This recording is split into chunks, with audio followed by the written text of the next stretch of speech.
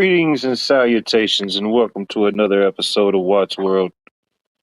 I apologize for being tardy. I had some guests I forgot that was coming over. Had to handle a few things, a few business deals, but we're back on track, back on schedule, back like we never left. Hope all is well. Let's see here: Zombie, Bonnie, Cheryl. Who else we got in here? I appreciate y'all bearing with me in my impromptu live. Mary Freeland. Pat Evans, it's good to see y'all. Blue Butterfly, here I am. No matter how hard you try, you can't ban the Watt man. Maybe a little late, maybe a little early, but no matter what, we still on time, baby. Shoot, yeah. Anarchy, Wingnut, good to see you, sir. That might help if I, let me see, we press this button. We're going to press that one. Bear with me here.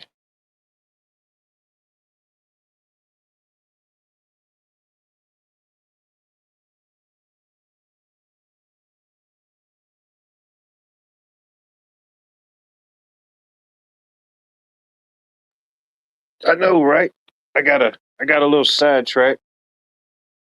Forgot I had some folks coming over earlier, but one monkey don't stop the show. The show must go on. And if you don't know by now, this is the show about everything and nothing all at one time. You just never know what you might not get. If I can't get here on time, you might not get nothing. Just be me whispering into the silence. Mayor, good to see you. I hope all is well. Another beautiful day here on Georgia today. I don't know. Mid 80s, sunny. I think this was about the coolest day for the next week.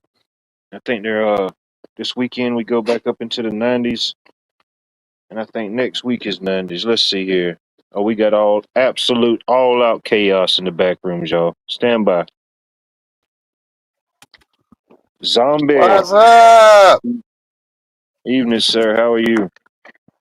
Oh, man. Working like an old dog. There you go. What you working on? Oh, man. I've been mowing and weed eating most of the day. Hear that? Yeah, I've been grinding away myself. Finished wiring up a few houses. Got some projects closed out for the weekend. Busy but productive day. Yeah, I know exactly what you mean, man. Oh, y'all talk about chaos. We got chaos coming in, y'all. Stand by, stand alert. Uh-oh. There Miss goes the Bunny, it's good to neighborhood. see you. Good to see you too, gentlemen. How y'all doing? We're a little late, we're a little tardy, but things happen. It all gets sorted out in the wash. It's okay, it worked out. I was able to eat supper and still trying to find insurance papers. Y'all pray that there's insurance on this house. Everything okay? Please. Well, It will be. so the front door, remember I told you around the door frame it was like, and thought it was settling. It's water damage on the inside of the house. It's not good. Man, that's a lot. That's a lot for a brand new house. Yes, and the company, I can't believe they won't stand behind their name because that's bad manufacturing that caused that.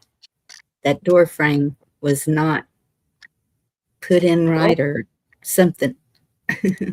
Well, I ain't gonna lie and say I've seen as much as some people here or you have zombies seen, but one thing I've learned, if you can find somebody or something or some company or some entity to stand by their name and stand by their word, shoot, hold on to them. You ain't gonna find too many more like that. Maybe at one time you could throw a rock and hit a dozen of them, but nowadays not so much. Good luck even talking to a person. You know, you got to go through so many automated messages, emails, voicemails before you ever get to somebody. So true. Yeah, he'll usually just get a recording. But I was able to talk to somebody, but he was no help at all. 420, good to see you. I have faith. Oh, yeah.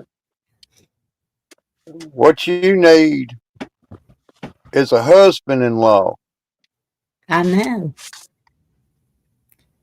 Just somebody to come over and says, hey, you cook me dinner and I'm going to fix that damn door for you. There you go. That's what I tried to explain to a hardhead not very long ago, that that's what I needed. No, I'm just picking at you a little bit. You know, I just discovered what life is an electrician. Yes, sir. You just discovered that? Well, no, I heard him talking about it, you know, and I was me and my dad, we still do general contracting on new homes and stuff. We haven't built a house in 16 years. My goodness. Damn cracker boxes. They're just cracker boxes. You know, they're nowhere near what they used to be. Last house I built for me, I built it out of hard pine all the way through, instead of using softwood, and it stands its ground a little better than that softer wood does they're using in these new homes. Yeah, this one's 2 years old. Yeah. Does your door jamb have to stay exposed to the weather all the time? It was, but I had an overhang put over it. So yeah. A little too late. Is it a built house or is it a modular mobile? Modular. Yeah, you need to get probably somebody over there with a good old heavy jack and jack up on the front door sill a little bit out there on the frame. Probably what it is. It's just settling. Yeah, that's what they said. I got a big OS 40-foot travel trailer and eventually it'll do that. It don't matter. They will. You just got to keep them low. Well, this is the first one I've had to do this. So it kind of surprised me. You know, I think we all should have, let's open mic it, and let's say we all should have a robot in our garage somewhere that has this ability to just be controlled by somebody else that you know.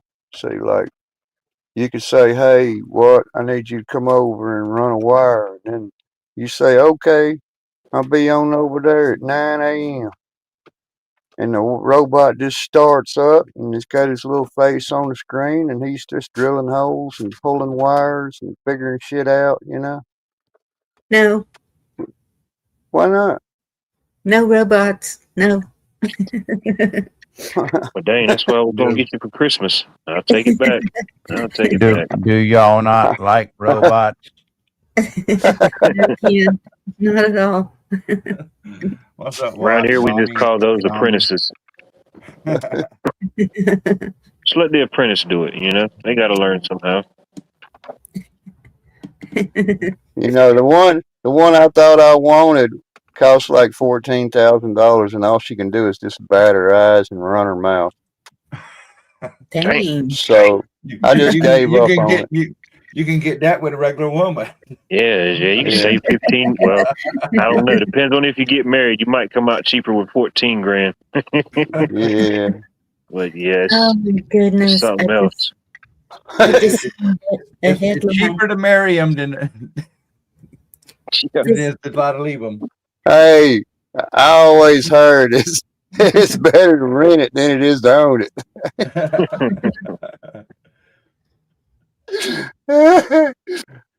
But Gosh. I mean, I could eventually see.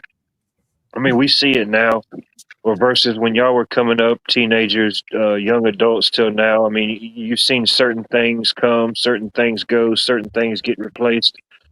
I'm still in my 30s, so I mean, I could easily envision that someday robots will have a bigger role than what they have now. Oh, yeah. Now, whether it will be completely as they show in the movies, a complete companion or something like that, I don't know. They're definitely pushing for certain things like that.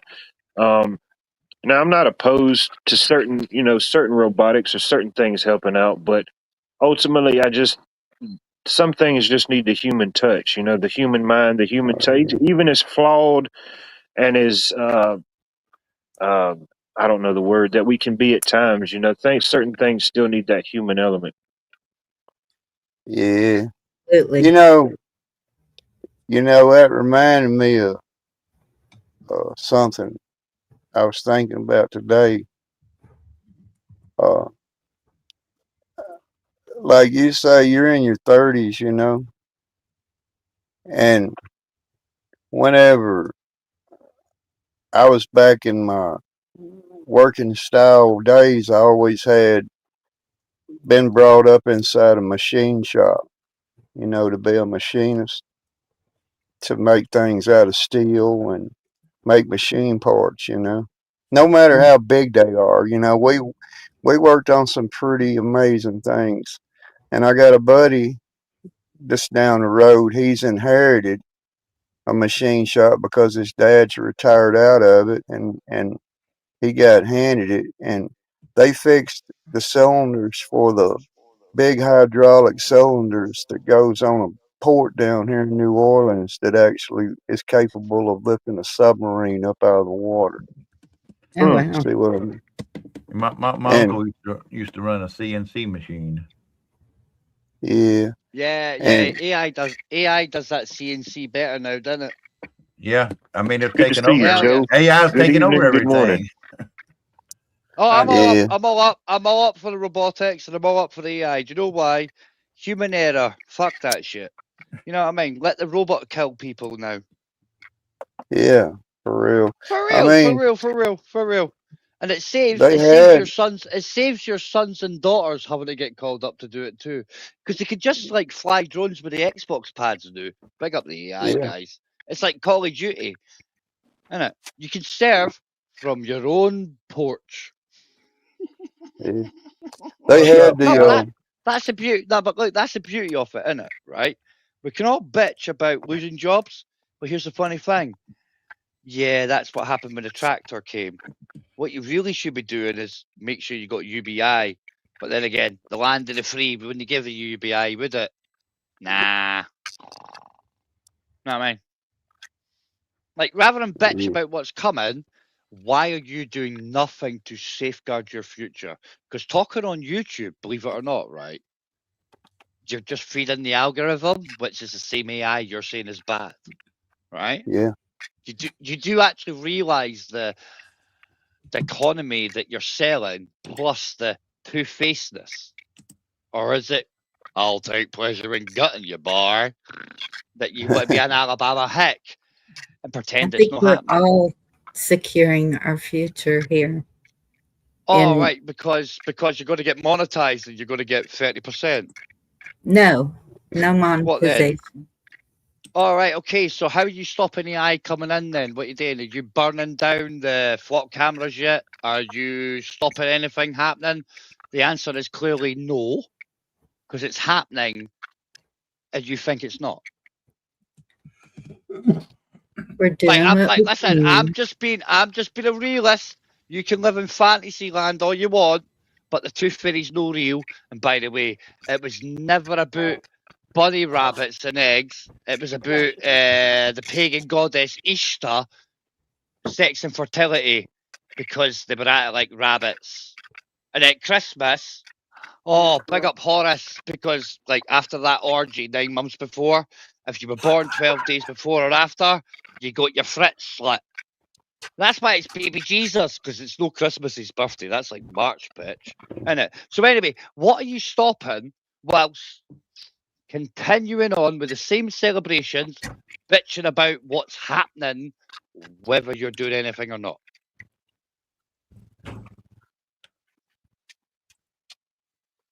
Who Curious. holds that who holds the obligation of holding all this wisdom for the young guys and the young backs and the strong arms? Well, the obligation is actually the young cunts. Hey, listen, you got to be in it to win it. Yeah. But they're not in it. Do you So know why they're not in it? Because we all failed. We outsourced their upbringing to the man and said, why my kid sick? Because you thick fuck never taught it shit. I'm only 46, by the way, right? And all my kids, they ken their dad's a cunt, but they know dad knows, right? They don't like Yeah. dad, but they know dad knows. And that's why they're no stabbed up in my little country called Scotland, right? and Where's it's your spot kids and on. what your where's your kids? Where's your kids and what they're doing? Big up Yeah, TikTok. you're spot on there. You know what it means is all the younger ones that you've ever remembered that you tried to say, hey, be this man, do this, don't do that, don't listen to this, go along with this, and then all of a sudden the system protected them. You see, so Yeah. it stole away a father's right and a It mother's did right. indeed. It did indeed. And what it also did is it rewarded failure. Because the Gibbs get a prize. Yeah, everybody gets a It's trophy. it's not the winning that makes it. No, fucking winning matters, bitch. That's why we're losing now. We've bred a bunch of weak ass whores. Yeah, they should And they read expect the to Roman. be paid for it. They expect paid for Yeah, it. Their entitlement is through the roof. You know? yeah. The We need to the just walk Romans. out there and kick them right in the face, innit? You know what I mean? Yeah, I know. I like to Yeah. be that. I like to be that on the street in physical form person, you know, and push back against it. But Yeah, when the but old, you're disabled old and you'd get pushed over, you know what I mean? That's why you're on here yeah, talking about it, innit?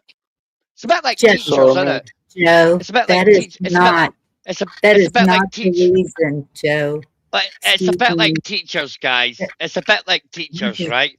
Those that can't teach. Because if they could, they'd be at the top of the tree making all the money. No? Innit?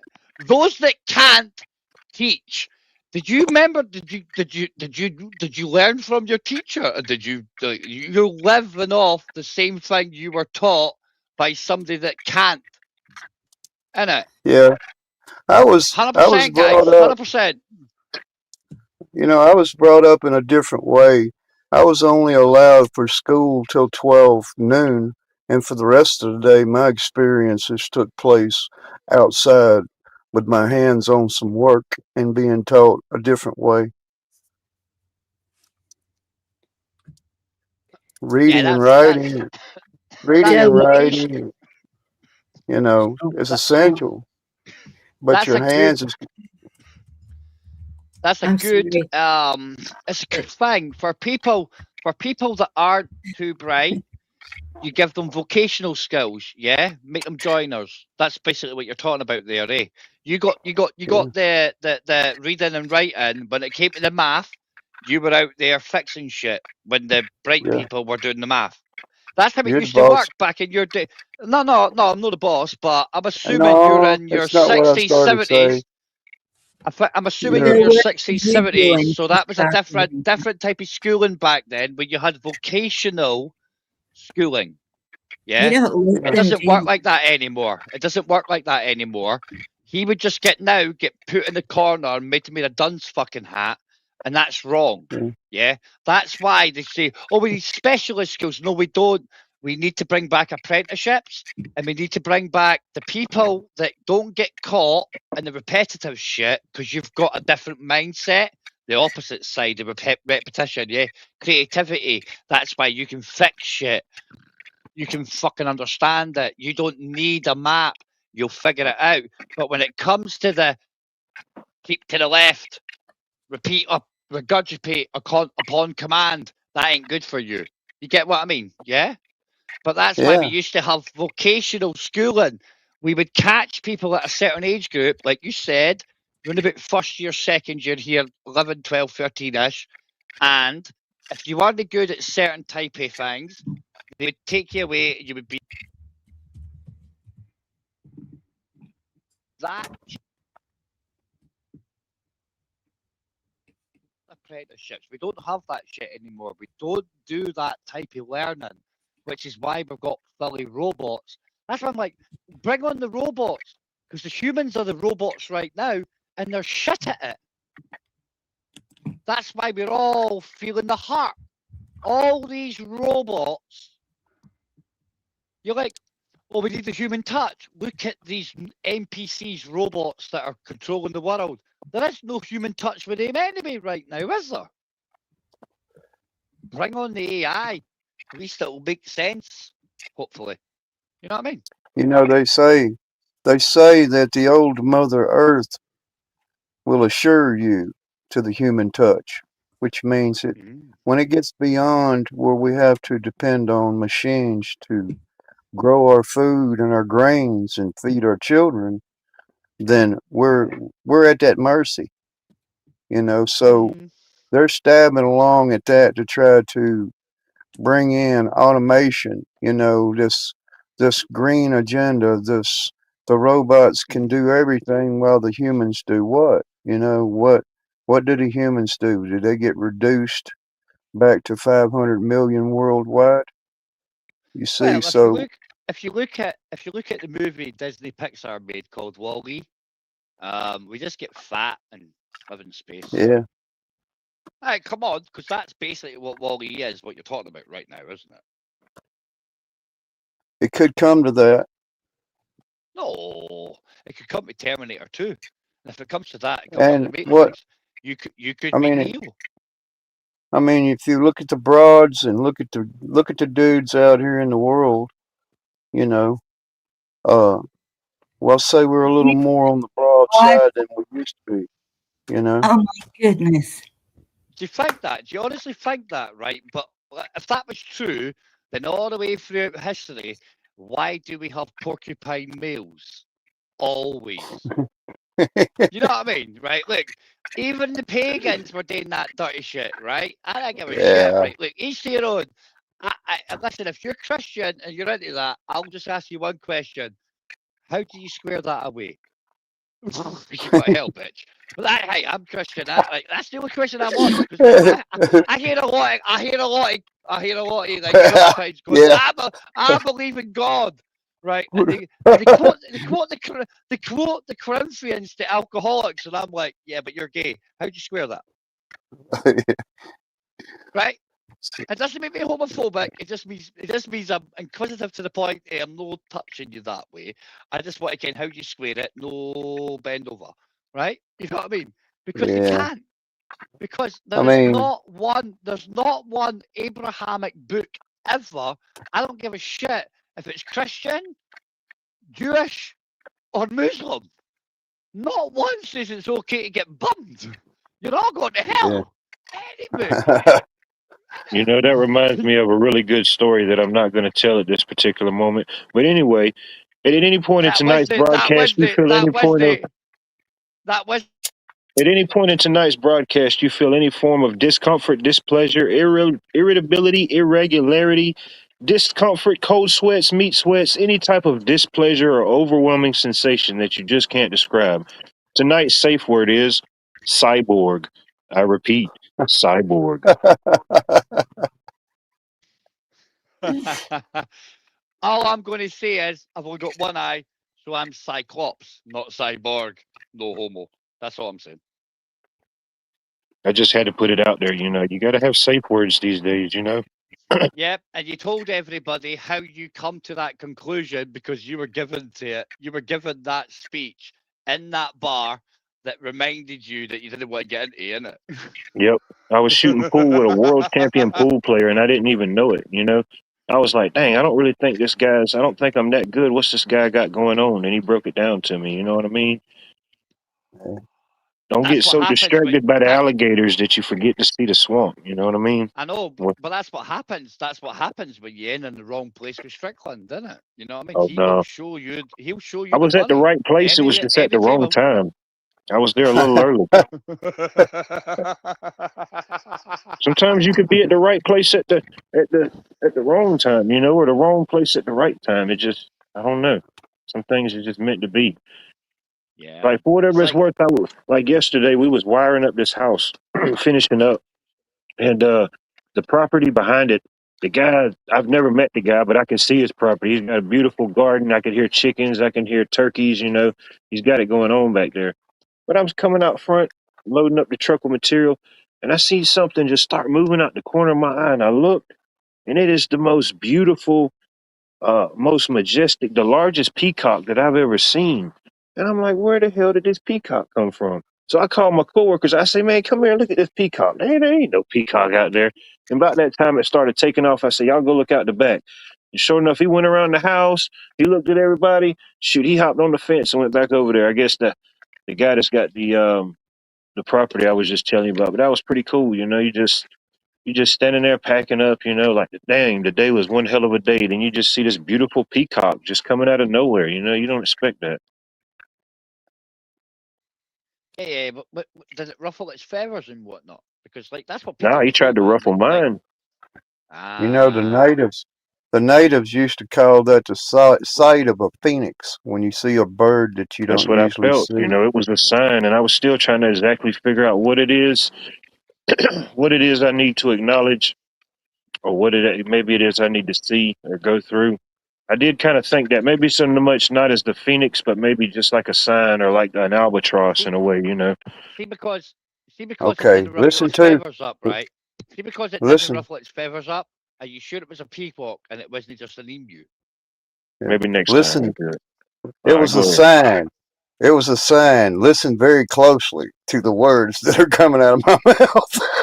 Oh, I always listen, even in the chaos. That's one thing about it. Before you get Yeah. started, I appreciate everybody being here, and I want to hear what everybody's got to say because I know everybody's got something to say, and we all want to hear it, especially me.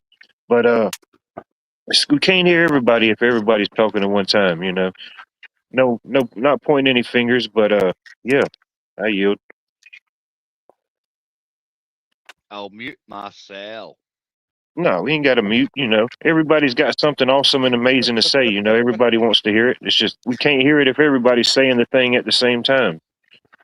Wait a minute. What'd you say? Exactly. See what I'm saying? All right, zombie. Floor is yours. What was mine? Oh Lord! Don't But put you don't put me on. You put me I in give the you, I give you limelight. 2 minutes. I give you what City Hall will give you. Give me 2 minutes. All right. Are we allowed for other counselors in the chamber to donate their time in an extension? That can be reviewed after the first initial roundabout. All right, shit. So my dad always tells me this, and I try to tell people this. I keep this word in my head. It's called KISS. KISS. Keep it simple, stupid. It means that we all need each other in some crazy way, believe it or not. That's what brings us together. That's our karma.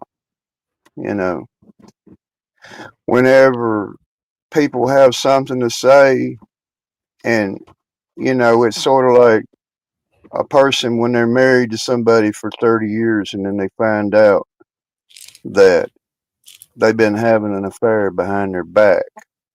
And whenever that feeling in your stomach says, oh, I know it's happening, but it would mean a whole lot to me if you would say that truth to me. Just tell me the truth. That kind of thing. That kind of gut felt truth, we all desire.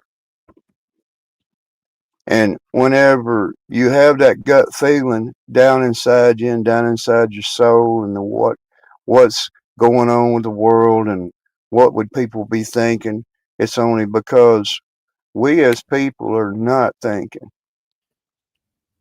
Who would want to be on either side of the Ukraine-Russian trenches? Right there. Who would want to be saying this is a fact? United Arabs has already done issued a notice to the Americans that they will not allow their airspace to be used by military aircraft. And here's what it is. Because Britain said so. Yeah, because we control the world, not you. Well, you got to understand it. In the beginning, way back, I we were understand it. talking. In the beginning, there was the pound ruled the world, and then nothing important happened to this day, 1776. 4.5% Yeah. tax still paid by everybody, homage to Yeah. the crown, apart from the last 4 states, right? Then just to stop the French, we made abolition of slavery, yeah, because of that little French, colony that was making more money than everybody else, including the Moors. So we fucked that shit up.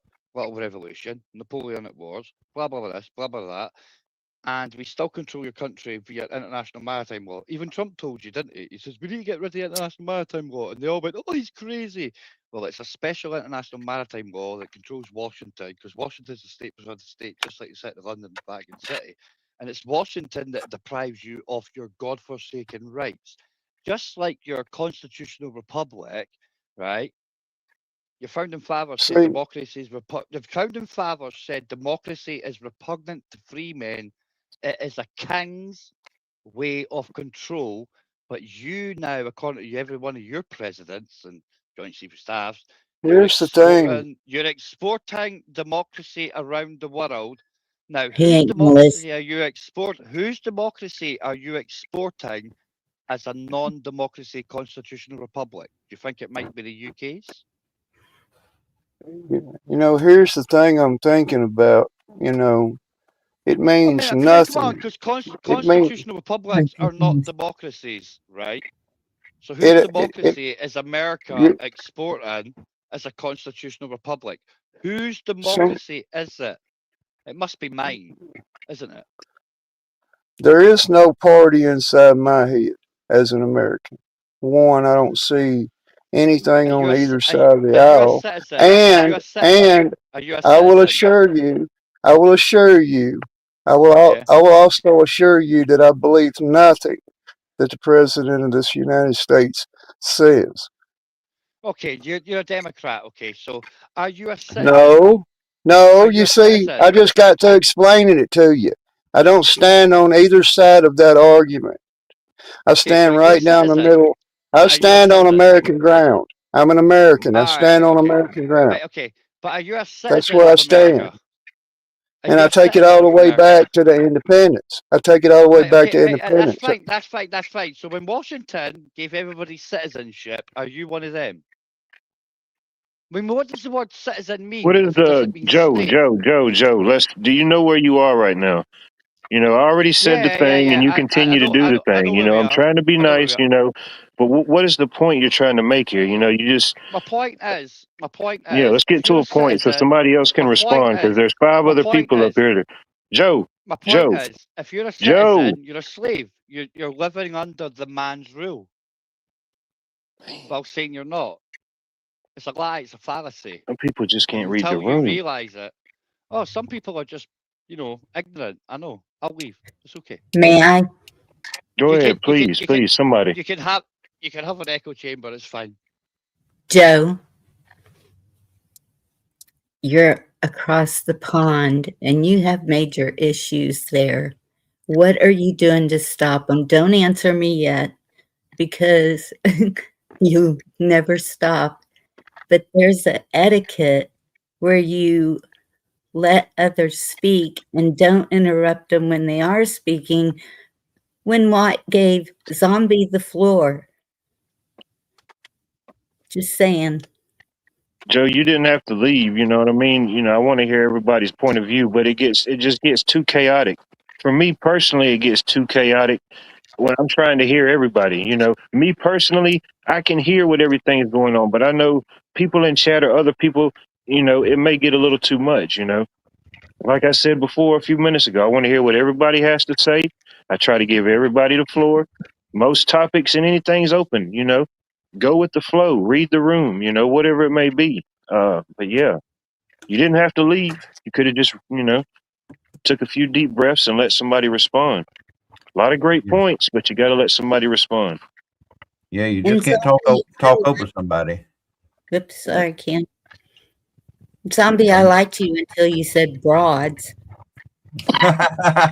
Well, in the early years of pioneership and Europeans and the old ways, a lady was referred to in a backdoor way by the men as a broad, because a broad was a quality of living. If she was broad, then she had a well-to-do life, because there wasn't that many fat chicks running around back in 1700s. It's because of the living conditions and things that were going on back then. So that word broad always stuck in my head. It sticks in my head. It's But degrading. what I was leaning on about it is, I know it's hard for a lot of countries out there to see what I may see as my education and my Americanism. I'll call it my Americanship. You see, what makes me an American. And I speak on that. I don't give a fuck about your president, your mayors, your senators, any of that. I don't care. I care about my country, and I care about the welfare of the people that I took an oath to protect inside this country at foremost. That's what we're all speaking about, is saving our country in whatever way possible. And I would prefer if it was peaceful, but peaceful doesn't seem to be working. But that's what they're counting on, is for us to stay peaceful. Yeah. I try to bring my 38 years of experience to the table, and I'm open to anybody asking me anything about what I may know, and if I don't, I'll just simply say I don't. But my leadership took me to 11 tours across that country inside Afghanistan, all the way up into Sudan. I've been in there. I've been all the way south from Kuwait, all the way to Yemen. I've seen a lot of things in my lifetime. But that doesn't mean anything. But what I'm trying to say is, and we're not back in some revolution of anything else. But this is where we're at, like it or not. And and we said this, me and Mad Chad and us has been talking about this. Here's the deal. Whenever the bully goes across that line in the ocean out there at the Hormuz, it means that Iran doesn't have to defeat the United States forces at that point. You got to understand that. They will go down in a ball of glory if they must. You see, that's their belief. It means that all of the Kuwaitis, all of the Middle Eastern people across that strait there on the west side, see, they're doomed. That means it doesn't matter if the United States, they cannot protect that whole shore of that country all the way up into the top of the inlet. It means that uh, you got to look at it like I would look at it in my career. I'm just throwing this out. I'm going to go quiet here in a minute, but I just want to put this out here. It means that you got a country over there called Israel. Okay. The Israeli fences cannot withstand it, the pressure. You see, The pressure's not coming from the United States. The pressure's coming from all of the northern south groups of you know who, and the ones that's the big ones over there across the fucking Persian Gulf. Just fixing to obliterate him. They can. Dubai has told the United States forces that they can't use their airspace. It means that they're not willing to take a chance on their whole entire infrastructure and everything else being riddled with these missiles because 70% of the arsenal, if not more, still exists inside the country of Iran. And I keep telling people they are not a third world country, not anymore. No. So, in that, Yahoo, he doesn't have a choice in this matter. He can be erased off the edge of this planet, him and his standing over there, because why? It's going to take everything he has to fend off those missiles coming into his country also.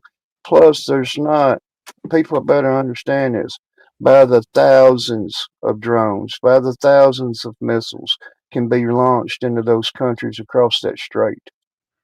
They're all inside range, which means the whole entire Middle East, all the way north from Dubai, all the way into Kuwait out there on the north side, are at risk, you know, of billions and billions and billions and billions and billions of dollars worth of damage. That means none of anybody inside that country, like I said a month ago, are going to get anything out. It doesn't matter. There's not going to be any product. You see, whenever somebody says, hey, we don't need anything from there, then why are you poking your nose in there? Why are you doing that? That's the same reason why those people were inside the Capitol, Bonnie, protesting. It's not our war. I think that we are under the we're under the grip. We better make up our mind. It means this little deal with the gas increase and everything else.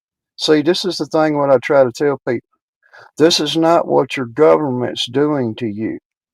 They do not get they don't get extra tax when the price goes up. You got to understand that. The government just gets the same old tax. The people that make that fucking product at that pump are the ones that you're handing that money to. It means that he's already done openly slipped it out on a microphone during an interview about how he feels about whatever it cost. Fuck the American people, basically, is what he said. We're not worried about what the American people want to think right now. We just don't want them to have a nuclear weapon. It was said. And anybody can try to deny that all they want to, but it was happening. And just like I said, Tulsi Gabbard, yesterday, news broke yesterday about what? A CIA. The CIA came into Tulsi Gabbard's office and removed 40 boxes of files pertaining to who? Kennedy execution and the military Yeah, mind fuck I saw ups. that article. I think I saw that Yeah, article this morning before I headed out. Yeah, and it kind of yeah. slipped my mind, but yeah, I'm kind of glad you brought that up because yeah, I just saw a news. I saw the news flash of it. I guess like anybody else that might have saw it, and I did think it was kind of interesting. But yeah, it was just a news flash. I hadn't watched the news or anything like that or dug deeper. So I mean, Yeah. I don't know if it's been on major news or anything. But yeah, The, it sounded the interesting. CIA, the CIA has always considered themselves outside of certain government control. And inside the JFK files and inside some of the project, whatever it was, where they mind fucked a bunch of military Oh soldiers yeah, and the MK, the civilians, Ultra. Yeah, that's what the Project files Ultra. were. Yeah. Yes. So what happens is they want to show that they have domain over certain sensitive files that actually the government has portrayed against its own citizens and soldiers and military members. They're trying to cover that up. And what it shows is just like somebody else and me and some other guys we all kind of analyzed it. We pushed the numbers through and we said, okay, here's what it is. It's an attempted coup. You got to understand that. It means when the director of the CIA department, Tulsi Gabbard, see, she's the one. She's not in charge of her own agencies all of a sudden. You What have is to exactly her understand. job? I forget. What's her department? What's she in charge She's the of? director. She's the director of security. She is the director over the CIA. She's not the. There's a difference between her and the people that work for the office. Why? Because they think there's a difference between it, and she only works for the administrative office. She doesn't have any real authority in it. This way they're looking at it, and what it means is that Tulsi Gabbard immediately filed she filed a document to return the files whenever they were, a court. She filed she filed a document to be able to get those 40 boxes of files back.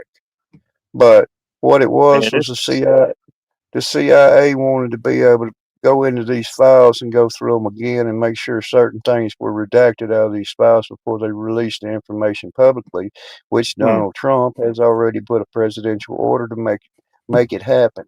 You see. Some of these things Yeah. have dates, anyways. Like, and it's not like the ultimate MK Ultra mind warp in itself, because after all these years, the whole conspiracy, tinfoil nutshell, wacko, whatever you want to call it, thing happened because of Kennedy. The whole conspiracy theory or conspiracy theorists, allegedly originated after all that during the what was the guy who did the findings? What was the report called during Kennedy? The guy that Um, released the report. Oh man. crap. Anyway, that Boy, guy, you whenever made he my released it, mind hurt that time, boy. but Like, however many years now into my generation, this stuff happened in y'all's generation or a little bit before, and then we're still talking about the thing. The thing can't be talked about. What is the thing, and then it just keeps building and snowballing. here's And I'm looking at it like this: I'm in my 30s, and we're still talking about the thing, whatever the thing is. When are we going to find out about the thing? It might be Yeah. another 50 years, and certain files automatically they put dates on them when they're going to be released, whether it's redacted or whatever it is. Certain files. Was that the does Mueller? it? No, that was recently. That was That, the somebody in chat will know it. You Gruder? know, on the other side of that table, whenever we heard about it and things going on there, me and my dad, man, I ain't gonna tell you who he is, but he was the second highest commander on a big ass military base inside this country. And we had kicked it around the table on what that meant and what the best of the best of the best of the analysts are going to come up with is, I'm going to tell you, look over there, don't look over here. No You doubt. see. Oh yeah. Why? Because they're trying to Wag the say, dog. yeah, that's exactly what we're saying. And the thing about it is whenever there's people inside the country that's beyond government, they've been exposed to that. They know their old tactics and everything else, you know. But expect that this little thing with Iran, see, that's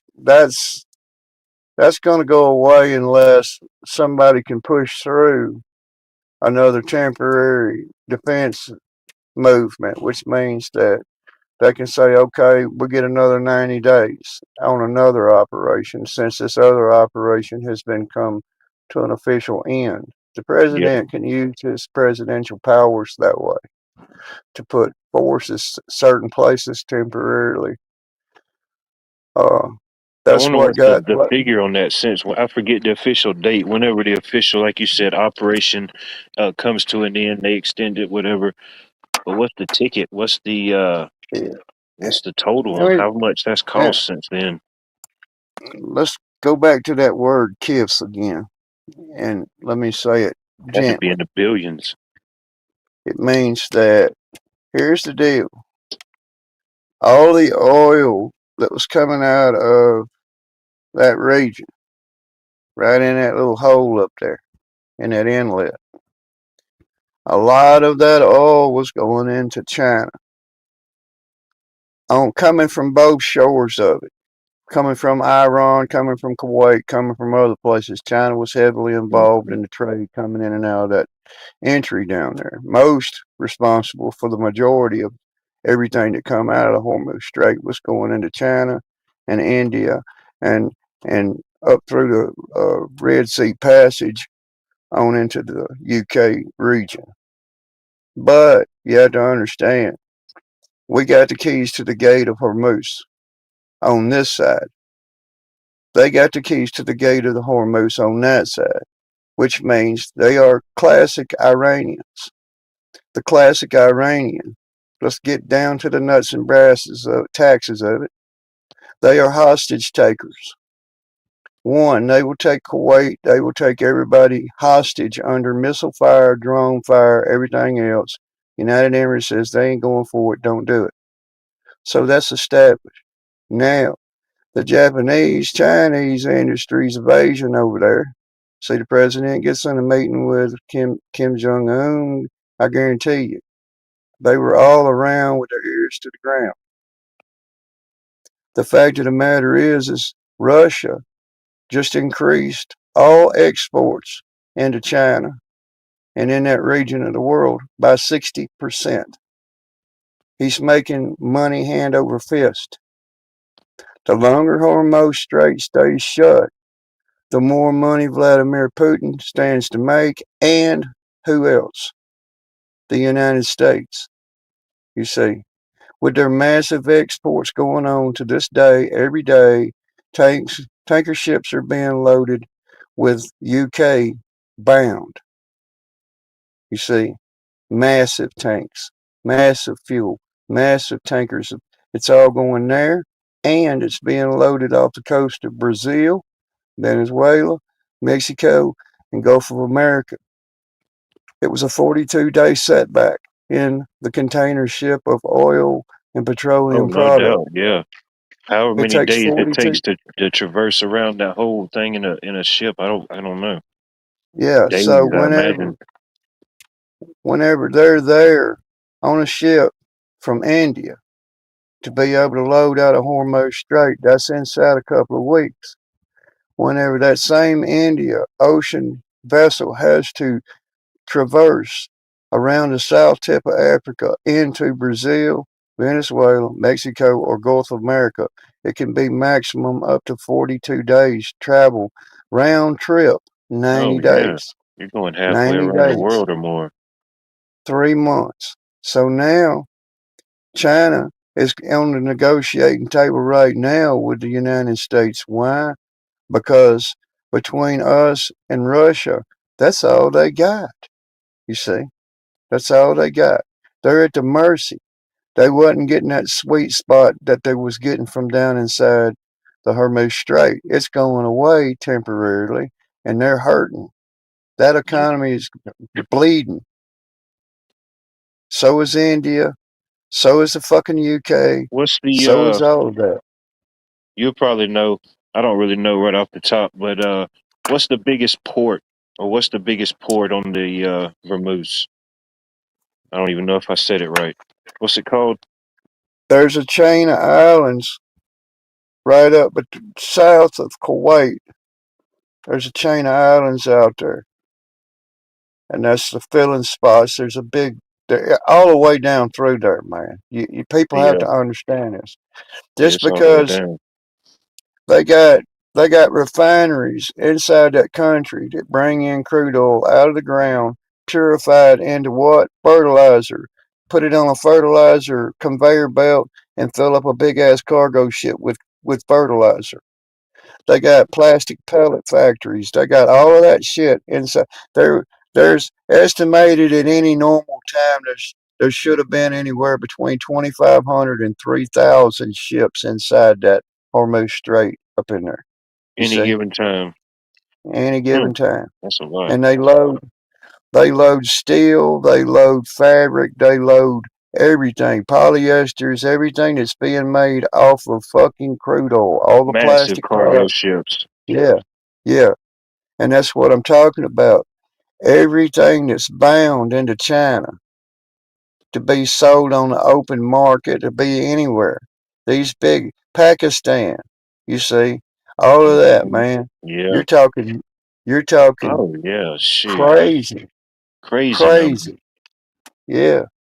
So inside the United States, here we are. Well, what are we doing? What are we doing inside this country?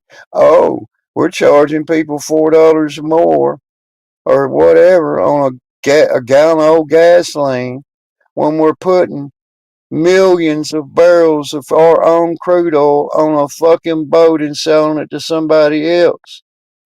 You see what I mean? And they're getting it cheaper than we are. Why? Because we're fucking paying for it. People don't get that. You've been suckered.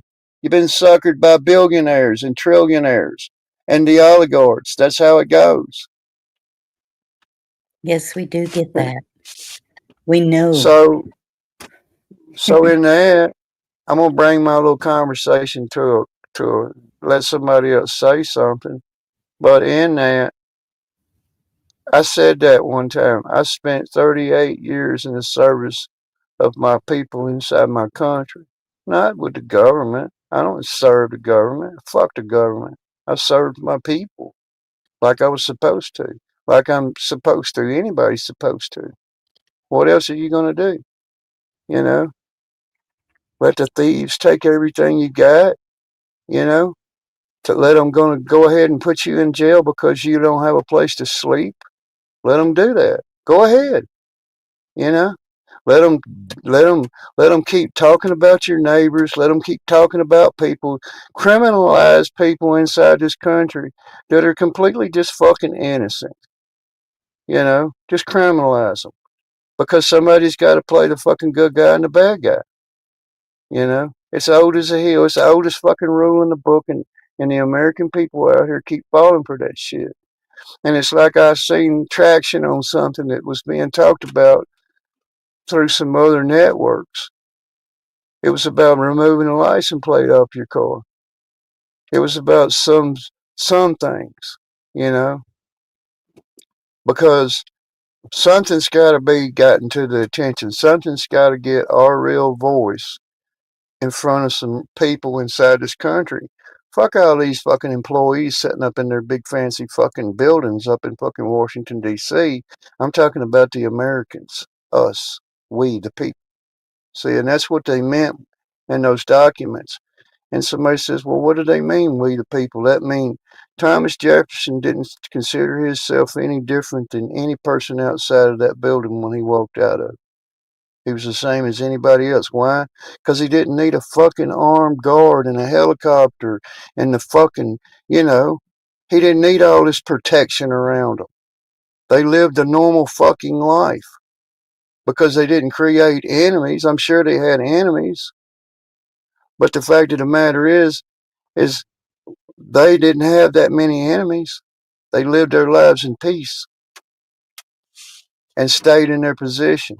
And Benjamin Franklin was the oldest one to sign that document, and he never lived to see it come to. Uh, he never seen his document come true. He never seen it. He only said what it could be possibly evolved to. So one thing is you got to take the bad news. You got to quit looking to the right, to the left. That's that two-party government that the founders warned you about. That's them. That's all of them. It doesn't matter what you think inside your community. That's them. And with that division, they will rule. They will cause the accident, and they will enforce the accident at the same time, if you get what I mean. They will cause the pain and say they're going to cure the pain all at the same time. That's what they do. That's left and right. We know what's good inside our communities, but that's that failure to act, you know. But the older guys, you know, what? If we tell you, the young generation, hey, this is how it should be, this is the fact, don't be scared, you know, don't be scared. Imagine that, man. Imagine. I've had I've had shit happen to me in some very bad situations in some very bad fucking places inside that fucking world over there that I don't even want to talk to people about because I'm not allowed to, you see. But when you lay the facts out on the fucking table as an American, then be a goddamn American, you know. Well, anyways, I'm gonna shut up. What, Bonnie? Prove You it. know, No, uh, I'm Man, playing. listen to I'm me just breathe. I'm just tripping out at the gas prices people's texting, that they got in their local areas, Yeah. $4 and some change, $5 and some change, over $5. Shoot, Cheryl's these 624, 628 in Washington where she's at. Uh Yep. Estimated profits to the petroleum companies is around 560 to 570 million dollars each day. Grab a hold of that. That's it's not the it's government. unreal. That ain't the government. That's not the government. That's the oligarchs' buddies. They're all buddies. That's the buddy system. They got a club, and you're not in it. Lex 440 a gallon in the Dakotas. Man, Pilgrim 450 Plymouth, Massachusetts. You know what I mean? At Plymouth Rock. You know what I mean? You can't even get the cheap gas at Plymouth Rock, bro. Where the Mayflower allegedly came to. I mean, come on, bro. If you can't get cheap gas there, what's going on? Man, Man. People you Right. see blame how it on. I People don't know blame what the it on. national average is right now. Even in my area, it's lower than most people here in chat, but it's still the highest it's been, and I don't know why. Well, It's the not your refineries president. are not helping. The It's refineries not. going up, and I'm gonna disagree with you because we should have never stepped foot over there. And that was the excuse used to raise the prices of fuel and oil. And these things are going to be hard to come by. And if y'all can stack it, do it. It's Just black saying. and white. It's as simple as black and white. Just read between the lines, people. Please read between the lines. Donald Trump had a meeting 1 week prior to this little kickoff with this little skirmish with Iran. With who? Everybody in that room was the big top executive earners in what? The oil and gas industry. Right there at the table and with him. See, they were all going to make a lot of money. That's what he said. The fact of the matter is the U.S. government, you have to understand this. We have somebody inside the U.S. government that puts a strong tyranny down on people inside this country over oil, which, hear him say, we got plenty of it. Drill, baby, drill. Okay. Now, I'm so fucking sick of hearing all these fucking red room, blue room, fucking, you've been brainwashed by a goddamn oligarch. If you think perversions in leadership didn't go on, then why did some kings and queens sleep with their own what? Children, cousins, brothers, sisters, whatever. So bad that they had become deformed, but guess what? They still ruled over the people because of the simplicity in it. It means that the president of the United States and the government inside this country is not responsible for this oil crisis, this inflation crisis, this you can't buy shit. I could what? How long? How much has copper wire gone up to now? What like? You see what I mean? Oh, that's bad. It's weird because like things nowadays, just I guess being in warp speed or whatever, but I guess just the fact of acknowledging things. But at some point you look and you see something on TV or y'all seen something TV or in the news, and you be like, huh, that's pretty wild. It probably won't happen here, or something. Somebody somewhere says that won't happen here. But even now, within the last, I don't know, year and a half, you can't even go to the Lowe's or the Home Depot.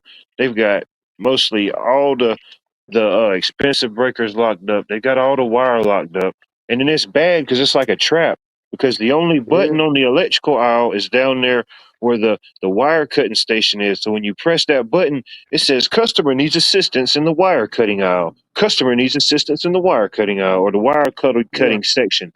So when they hear that, they're like, "Oh man, somebody needs some wire cut." So it takes them forever to get there. yeah, But yeah, when you finally get somebody, Yes. yeah, they say, are you ready to check out? And they got to walk it up there, I'm like, okay. If you want to carry the wire, you can put it in the buggy. If you want to carry 500 pounds of wire up there, but yeah, the price, yeah, it's ridiculous on everything. yeah, Everything across the board, but yeah, definitely electrical, coppers, wiring. The price changes day by day. Plastics, the PVCs, and certain components we use. There's still period. It was a couple weeks ago. They just finally got the back order that we had on certain smoke detectors and certain panels and certain components, electrical panels that was on back order. They're just yeah, kind of somewhat getting caught up into that, but you got to figure. They say a lot of these things you don't see it right then. You start seeing it maybe a month, 6 weeks, maybe 2 months down the line when certain things kind of get caught up. To certain levels.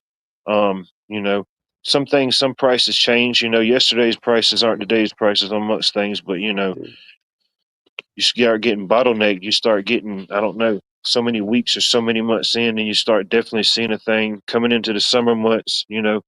I hope most people, I ain't going to say most, but I hope the people that are able to do what they can during the spring and summer months, whatever it may be, chickens, animals, gardens, growing food, whatever it may be, to help offset something.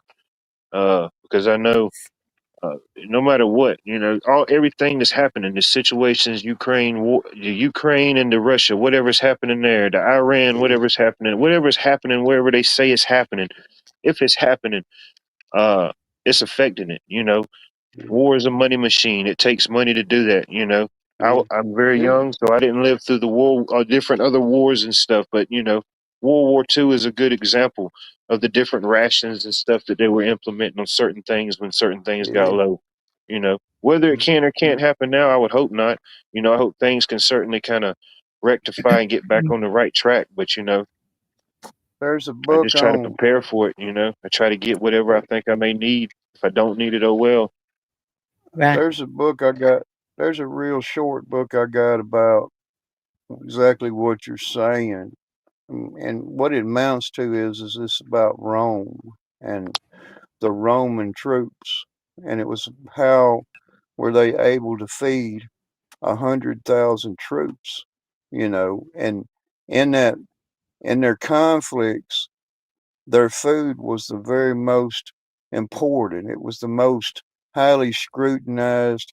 They had allowed rations for each individual soldier every day, and it was mostly uh, grain, and the grain was ground on site. The grinding wheels and stones were packed on mules' backs. The fact was is they would have mush, basically a form of mush, and then they would have a form of non-leavened bread. That was their two main portions. But any interruption, see, and this is what I'm saying, any interruption in this food thing caused major losses. And what people don't understand, and a lot of things you read out of that, it means that a meat diet where you're just a guy that says, "Oh, you got to have your meat for your strength." No, your grains give you strength. longer for longer periods of time. It keeps your energy sustained for longer. Grains and a grain diet, and when you get in a pinch, grain diet will sustain you longer at work, being a soldier, whatever you're doing. And meat doesn't have it has a high output energy, but it goes away quickly. So you're just kidding yourself by saying I'm going to eat meat. I'm on this. Grains are the ones, according to the Romans. It's been proven, and that was proven on the field of war hundreds of years ago. See, and people say, "Oh, Yeah. all I know about is war." You know, like you said, World War II. They know they don't. They can read about the wars, but war's been a thing for hundreds and hundreds of years, thousands of years, and and in the end, in in the end, it's just going to simply be up to us to say, okay, when we're going to put our swords down. We're going to have our swords. Don't get me wrong, to defend ourselves, but what are we defending ourselves from? Show me the enemy. Who is the enemy? Where is the nuclear whatever? Where is this? Where is that? You know what I mean? But we're being led by tyranny, accepted. It means the two parties of everything that our founders warned us about, we just signed our lives away to it. It took us 250 years to get it complete, but we're getting there. See, because it's a crime to be homeless. It's a crime to help your neighbor. It's a crime to anything. Anything can be a crime. Anything can be considered a crime. It just depends on who the brown shirts are. Are there brown shirts? Are they willing to say, okay, enough is enough? You know, who trained them? What's on their mind? How have they been? How have we allowed officers to be employed inside cities that are not even from that city, wasn't raised in that city? They don't know nothing about that city, but they got a job working for the police department or the sheriff's office in that county. You see, we got a major problem. It's a simple lack of who works for who and what's your job. My dog, my dog, his job is to say, okay, I'm going to bark and growl if anybody stirs around and I hear him. That's his job. Our our enforcement, and that goes back to Tulsi Gabbard. They're not even considering her to have credentials to even be involved in any CIA affairs. And I'm gonna leave it alone. Go ahead, What Life, Bonnie. Y'all talk it up, man. You know.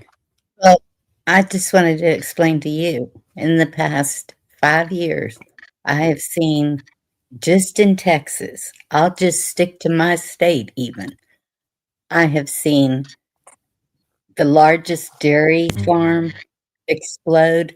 I have seen the largest fertilizer plant explode. I have seen refineries explode. I have seen oil wells capped off.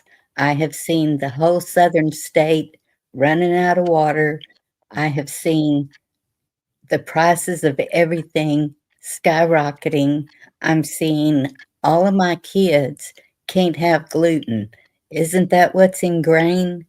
So to think that they can live off of grain is not something that I think is going to be feasible.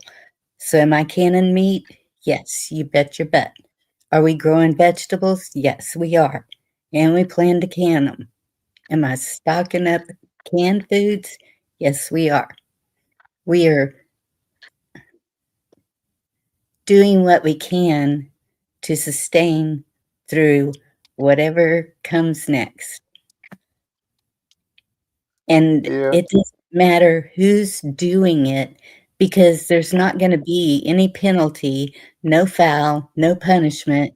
It just seems to just keep on going. We can write notices, we can write affidavits, we can go up there and pound on the doors, we can hand them pink slips and tell them they're fired, and it's going to just continue. And voting doesn't do a thing. I can hear it Sorry. right now. If you had way too much to drink, buddy, you'd be like, "Let me tell you one thing, brother."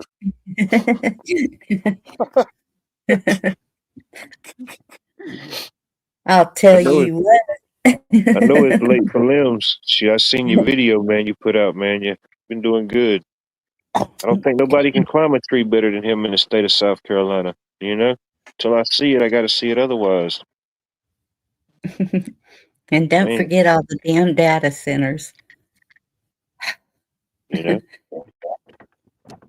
got to keep the data. You got to have a center for the data, Bonnie. It's just too much data. You got to have somewhere to contain it and hold it and look over. Well, It's I for guess your own safety, of course.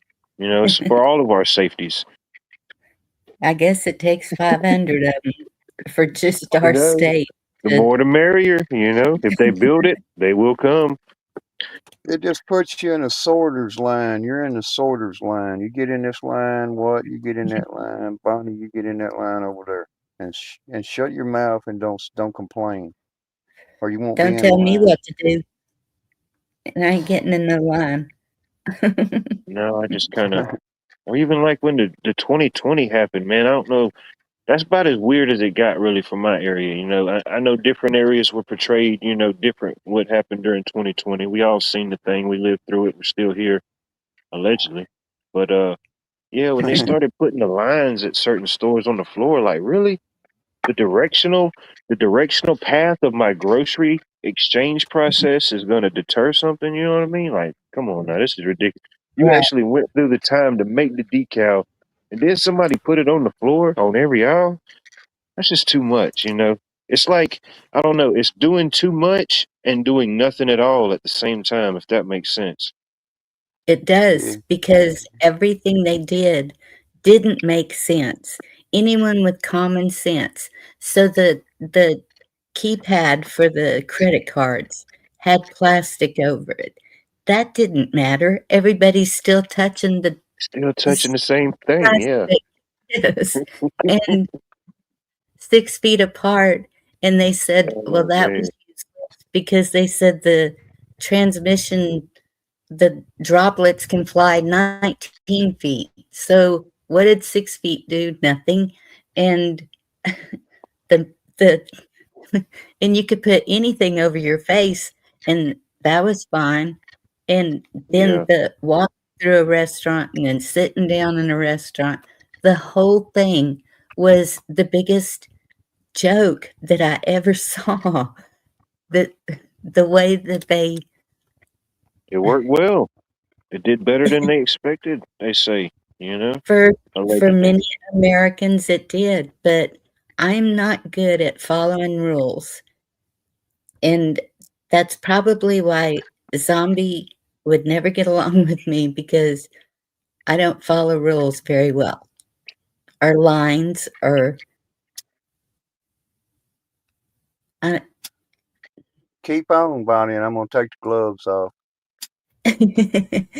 no one's gonna tell me what to do unless I think that they know what they're talking I about. hate the lines. Or even like the Hey, self Bonnie. checkout corrals. You know, you try to go in there and I watch the people go in there and they all get corralled in this little box, this little box of computers.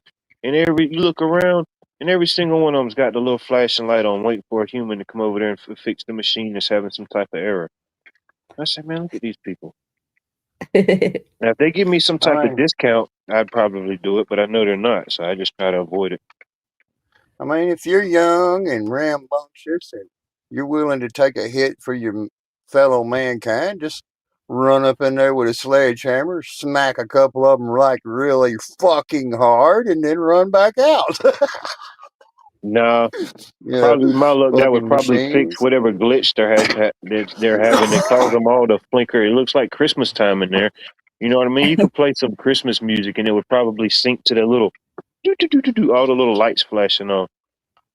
But Yes. no, yeah, it's crazy. I just try to avoid it. I try to avoid it as much as possible. You know. Yeah. That shit, the machines has been around, machines has been around like back in the day, back in like late 80s. We had programmable uh, stuff for our lathe machines and our CNCs and our machines inside a big shop. We just you had to type everything in, the movements of what you wanted and everything by hand. Now the software does that, but you know,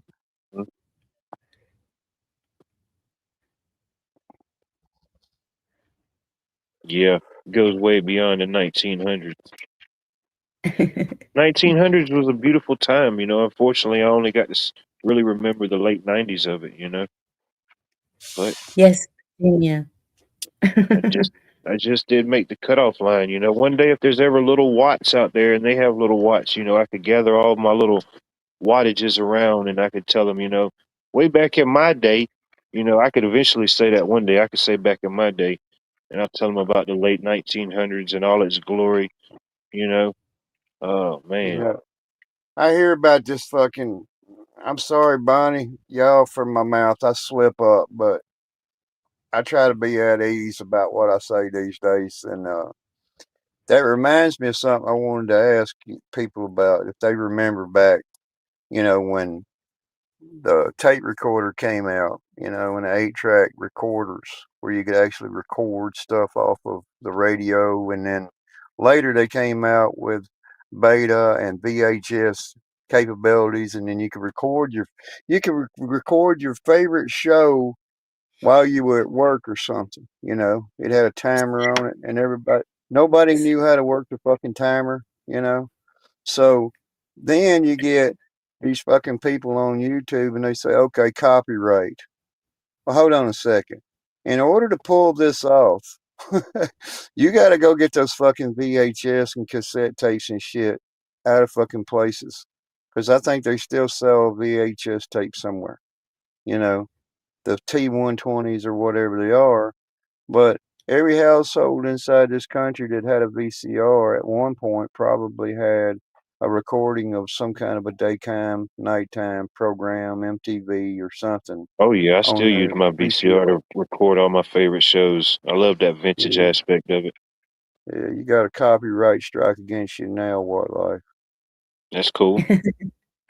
One thing about it, you can often imitate it, but you can never duplicate it. What we do here at Watts World is, you know what I mean? It's everything and nothing all at one time. One person left a comment after the show one time and said it was like a half-eaten box of chocolates, and I appreciate that. That was one of my favorite comments still to this day. I'll probably put it on a T-shirt and give it away in a raffle or something. Oh, But yeah. yeah, the VCR. I grew up in the VCR day back when you still had to go up. I caught the tail end of it. I didn't have no cable or nothing. I was like we lived in the country, poor in the 90s. Still had to go up and hit the little tracking button on the VCR to get it in tune. You know, Yep. I just did see the last tail end of that stuff that y'all already knew about the experience. You were already seeing things transcend and change. But I caught the last little piece of it. Yeah. Yes, limbs, cassette tapes. So, Bonnie, I know you What? did this. You did two things the last time me and you talked. You What I you gave me an email on something, did I? and you was trying to say what was we talking about? Let me remind everybody about what we were talking about. What was it? Um, do you even remember what we talked about last time we talked? Yes, I do. What was it? Stopping Let's for just. 2 weeks. Oh, there you go. Damn, spot on. She got it, man. 2 weeks. We're good. You got notes in front of you? No, I don't drink. No, I said you got a notebook in front of you. No, do I need one? Hey, Here, let's break the ice real easy and say, hey, do you know who Jeffrey Dahmer is? I've heard of him. You remember He's about what he did? Dahmer. Wasn't it? It's like some cannibalism stuff, right? Oh, okay. Maybe I don't know the whole story of Jeffrey Dahmer. So anyhow, they found a recording of him and his mama, and they were sitting at the dinner table at his mom's house, you know. And she just looked across the table at him and said, you know, Jeffrey, she says, I don't think I like your friends. He said, well, why don't you just shut your damn mouth and eat your vegetables then? Yeah, I know, right? Uh, You know, and at that point, veganism was born at that very moment. You know, I don't think it existed before then, but it sparked something, and that's what spawned the veganites of the world, It's kind of the like makes you beginnians. wonder if they do they do they do they really send all the bodies down to the crematorium or over to the Winn-Dixie fucking butcher plant? You know, that's why I don't take the chance. I don't eat none of it. Not I saying I couldn't just, get it somewhere else in the mix, but any type of one of those mass producing components of, yeah, none of them. I just sent a video to my granddaughter that has a donor thing on her driver's license that I've been asking her to please take off. And it's how they send cadavers to another country for military training. And they they keep them pumping somehow, fill them with fluids to keep them sustained until they get to wherever for and so I'm pretty glad that I haven't dug into some things are best unknown. I'll just say that. No doubt. No doubt. You know, Sometimes, yeah. over in Georgia, I'll tell Uh this oh. only. Over in Georgia. Easy. Easy. No, no, no. It ain't not like you think. University of Georgia and the Georgia Bureau of Investigation Department in Georgia has a they have a cadaver training course. And this is honest, I'm being honest with you. Oh, no, no. I know what you're talking about. Yeah. All the bodies that people donate to it, they come in different decomposition stages. And then whenever when they need something that's just freshly decomposing, well, they just go over there and get a fresh one and throw it out there in the woods somewhere. You know, the thing about it is that's the truth. That's the scientific ooh about what goes on, Oh, in yeah. crime. Yeah, right, Jerry. A lot of things you can do, you may attempt to and may think about doing, but it's some things that you should just even forget about the thought of even perceiving to exist. Yeah. Mhm. Whatever that may be, you know. I ain't putting no addresses on nothing, you know. I ain't the postmaster general. Who you think I am? Oh yeah. What I say? I'm gonna give you a state of Georgia. And people like TBI, Tennessee Bureau of Investigation, Alabama, Louisiana, and everybody else attend these courses with their forensic science studies and their officer training. Yeah, that's like it's not necessarily dealing with that, but it's training in general that made me think about it. There Yeah. was a local apartment complex here, and man, it was old. I don't know, probably built maybe 50s, 60s, run down. Uh, they said they were going to shut it down and tear it down and build something new. So okay, they shut it all down, got all the people out, you know, everything. Now they announced that, oh, well, uh, we're not really going to tear it down right now. We think that it'd be best if we used it for some type of training. So we're going to use it for SWAT and what they say, SWAT, demolition, different type of I guess Yeah, tactical training. They're going to use the apartment buildings and old structures for that. yeah. I mean, uh, it's one of them things. It's sort of like people don't understand it. If it's on public property and government, it means that it has the protection. It has to have the protection of a memorial, or it doesn't have any value, any monetary value at all, because it can't be bought or sold, if you know what I mean. Oh So yeah. there's no way to there's public sales to where they do sell certain public buildings to individuals for purchase. You can buy it from the city or the state or the federal government, but it doesn't have a real monetary value on it until it passes hands into a private sector. And Oh, then no it's doubt. so after it's in the private sector, it can be worth whatever they say it is at the regular market. But government property doesn't have a government. It doesn't have a market value. If you And I understand what think I mean. ultimately that's what it was anyway. I think it was like Section 8 or HUD housing, Yeah. one of those type of deals, you know.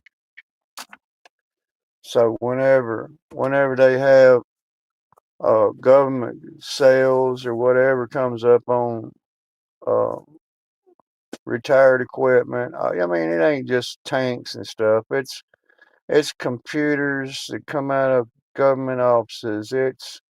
It's everything. Vehicles, it's everything, man. Everything that they got that we paid for.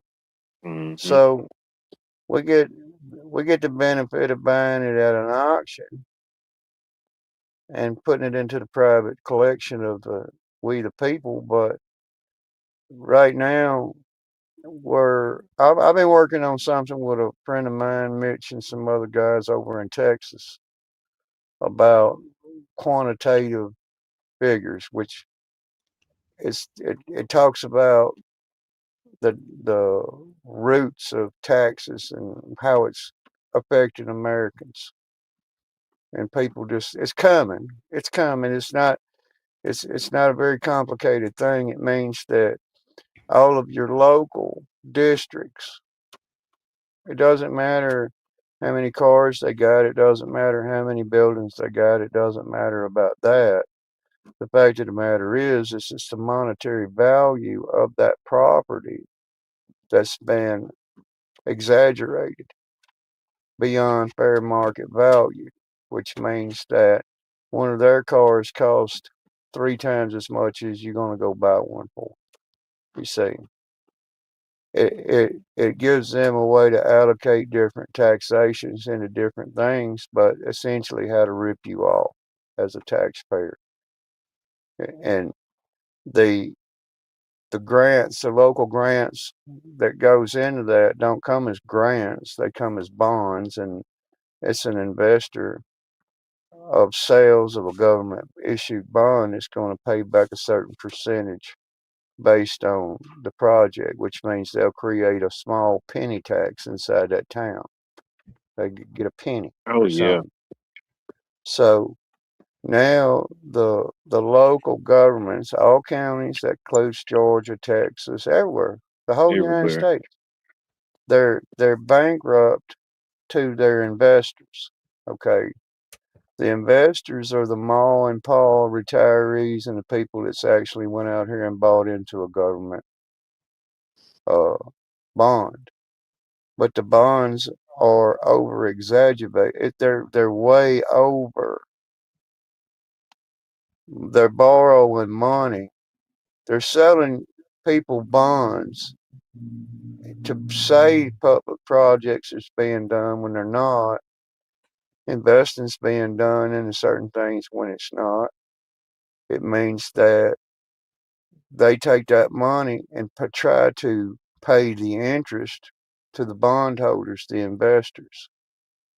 Whenever this happens, it's going to happen. It's going to happen quickly.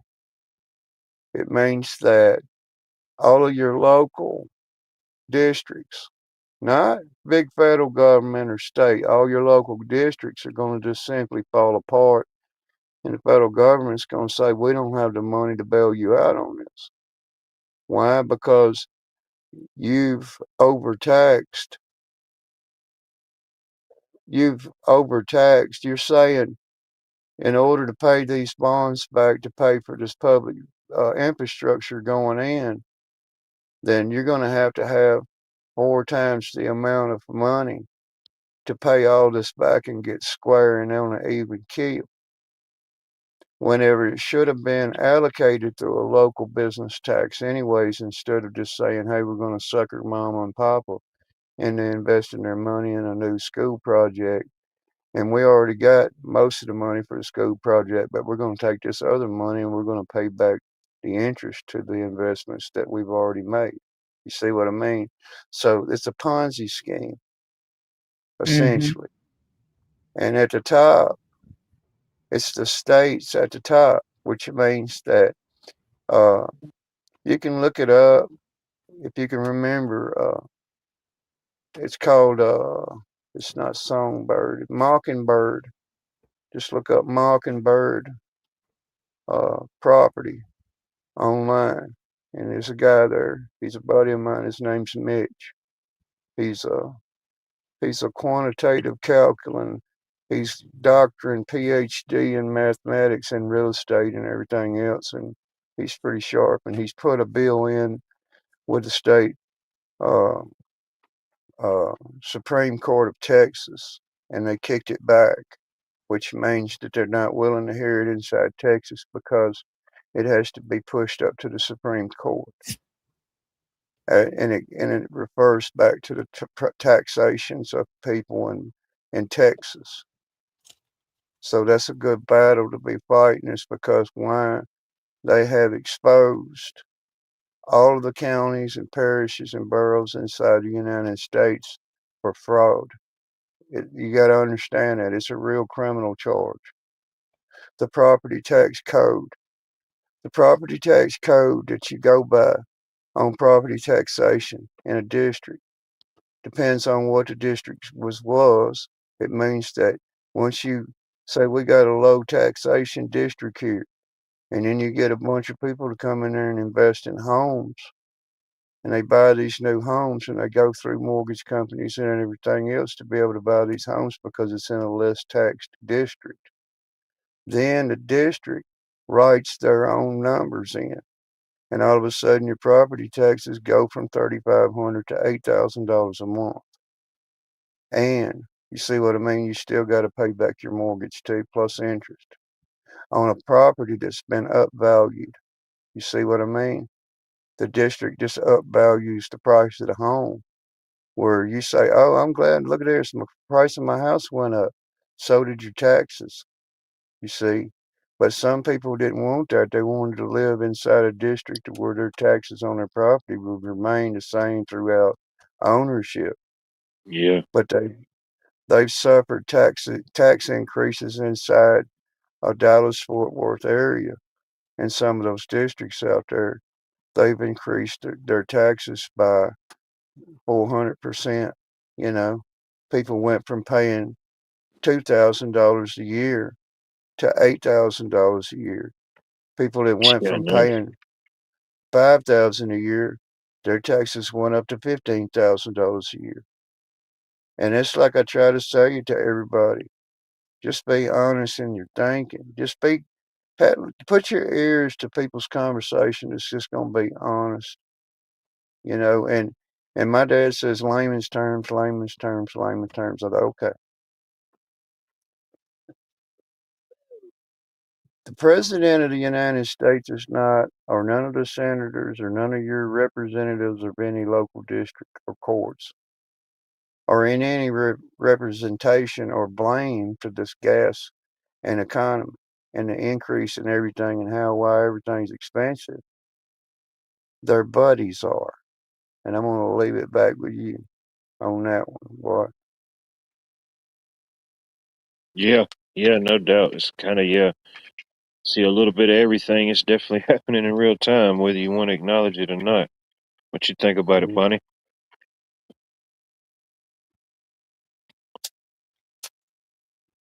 She's meditating about it. I know.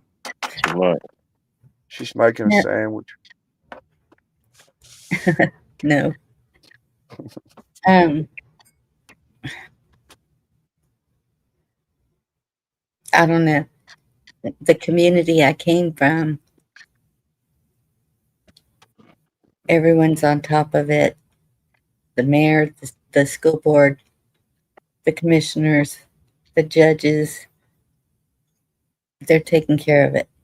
Now I'm in an unincorporated community, and so there's no government.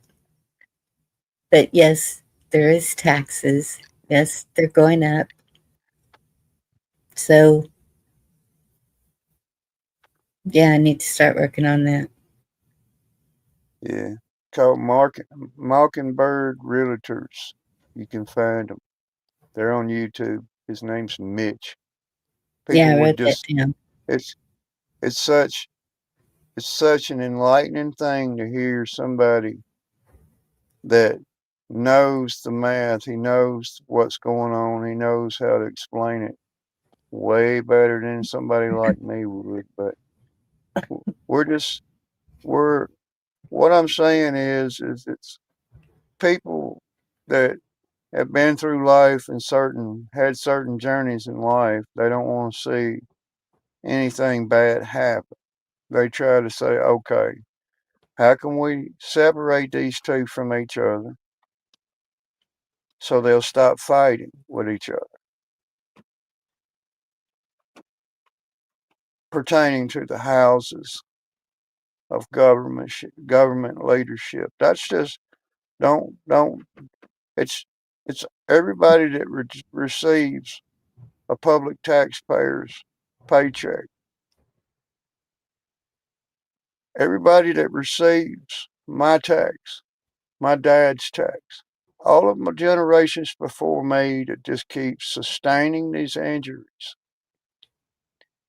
We keep going off on the prices of our shoes, getting down on the prices of our socks, our clothes we wear.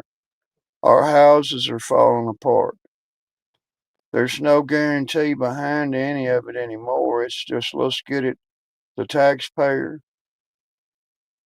they're the ones that's going to pay us. The people that's going to go out here and sweat, they're going to do the grunt work, they're going to do the roughneck, they're going to build, they're going to whatever they're doing. The part that includes a human being, that's what they take it from. Off the fruits of your labor. That is the same thing that got us in the original documents to begin with. I don't care what you think you know about this Constitution and how you can be all academic correct on what you're saying in your statement. What is the fucking principle of your conversation to me as an American? Can you tell me that I'm wrong? Can you tell me that I'm wrong that we have a leadership that just gets pushed into office because of their quality of class of citizenship inside the oligarchs and the wealth inside the country? Or do we have an honest man at the helm? Back then, they had honest men at the helm of this country. George Washington actually got in a fucking battles and got fucking shot at. I was fucking pansy ass orange skinned buffoon everybody calls president. He gets in a fucking crying match over goddamn getting a nip in the ear. Shut up. It wasn't real. I don't see any of his descendants inside his immediate family signing up for the goddamn service of their fucking country. I don't. They're too worried about getting rich. I ain't no senator's son, no. That ain't me. That ain't me. I turn straight into fucking zombie dickhead if anybody wants me to, but I'm just going You to can keep be on my my mouth zombie shut. response team. If you run short of a team, we can assemble the league of super extraordinary, Yeah. unextraordinary gentlemen. Zombie response team. Yeah, Look, you got it double covered. You're zombie with an alien avatar. You know what I mean? You'll confuse everybody, dude. Yeah. Look into how many billions that family is making through all of this and wonder why. He's not doing it to us. His buddies are. You have to always say that in your head. Keep that in your head. No, Your no. You look at the government. family, only the family, whether they're, no matter what position they're holding. Look at how many billions they have made in the past year. Just look into it. Look how many billions and billions of dollars all of them have made on both sides of all of it in the last, I don't know, 4 decades. Yes. I'm not looking at a single target. I'm looking at everybody that's came along and come into a community. And I will put this live body cam footage up. I'm going through it. Well, here's what we got. We got a double convicted murderer, not an immigrant, just a gangster. He got a double murder charge on a federal scale.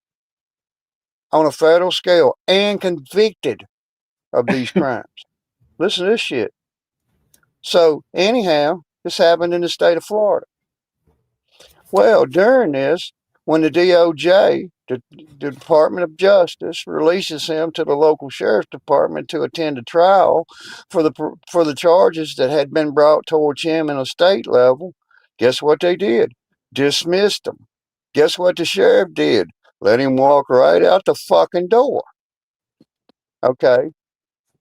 From federal prison. Okay, now. He goes to his fucking friends and his relatives, and guess where he got found? And a city councilwoman in that district was harboring a known fugitive from justice inside her home. This just has happened not so long ago. She got charged with it. He got arrested inside her house after she stood out in that driveway and lied to the arresting federal officers to their face that she had no recollection or any contact with any of that individual whatsoever until they went inside his house and found him in there. You see, this means the local district council leaderships. This means people that you have to understand this. The big top of the tree, you know, it only grows by its roots. You understand that? The roots. That's the communities. That's our counties. You know, people get fucking pissed off. They say, oh, look at them. They got to turn their car on and let it run all the time while they're not in that car. I say, hold on a goddamn minute. How the fuck would you like to fucking sit behind that goddamn steering wheel out here just sweating your fucking nutsacks off goddamn 9 hours a day in the hot sunlight, especially in a place like Georgia, right? What? Sweating just thinking about it. You see, we're sitting by the fire, you know what I mean? Shoot. We gotta have our sentinels. So high. I'm glad you reminded me, dude. I was sweating over here. Yeah, we gotta have our sentinels. I don't give a fuck if somebody says, oh, they don't want to have no law enforcement. I'm like, okay, let's remove the law enforcement. Then I'm going to take people and say, okay, who knows how to do patrol? Okay, who's legal to have a gun?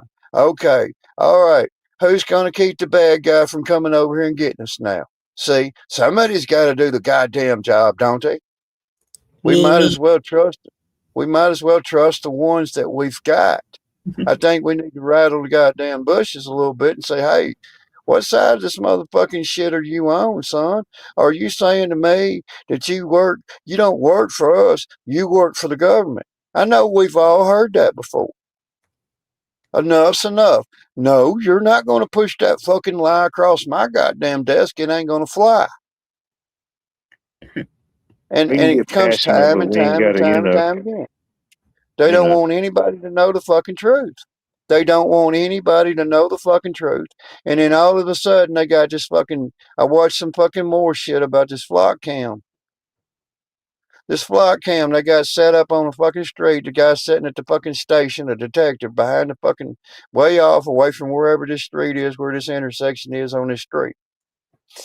They have used these flock fucking cameras to make sure that this guy over here was dealing drugs in this house and this guy over here was drilling drugs in this house. Why? Because they went back and looked at all the foot traffic going between the houses and people coming down the street going to that house, leaving that house. They know exactly who it is. You see, with those cameras, they know if I say, okay, let's all have a secret meetup, they already know whose house we're going to walk into.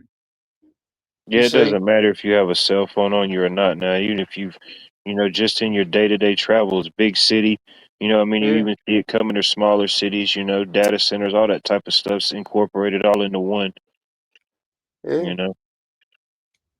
And it's not to say that our European lad there didn't have a point, but the point is we all know this. You're preaching to the choir, but some of us don't. I'm not going to stand for anybody to call me anything that I am not. You know, I'm an independent, I'm an American soul. I don't want you red, I don't want you blue. I want to see right down the middle, and I want to say, okay, what have we got to do to fucking solve it? We are, those people like me, we have to consider ourselves the referees inside our communities. These fucking people, Bonnie, what? They're out here trying to kill each other over this fucking Republican Democrat shit. No, we're It's not. intent. It's intentional. It's intentional. It's like kabuki theater. You know? Okay, some Are you, people are that way. Yes, I have seen if there was a civil war that they think that that's what it would be, blue against red. That's BS. It would not be that way. Only certain people would be fighting that battle because it's all the same all the way across the board. And if you're not doing anything in your community, if you're not watching what your community is doing, if you're not participating in some way to organize, that's one thing the Dems got going for them. They're very organized, in case y'all haven't noticed. the thing is that's not going to stop what's coming, Bonnie. I'm just No, trying to explain it's this in gonna a kind stop. way. It's just knowing what's going on around you. You have to know what's going on around you. That's why everyone's worried about communication. They want to know what's going on around them, right? The So, ones the ones that are in the communities, the ones that are in the communities are just sleeping right now and saying, okay, I've heard enough about Sleepy Joe. I've heard enough about Orange Skin over there. I've heard enough about all this. Okay, so who takes charge inside these documents? The ones that take charge inside these documents, if people's not listening to what's really being said under the net, it means that the ones that will lead inside their communities are the ones that's going to be being shot at. You understand that?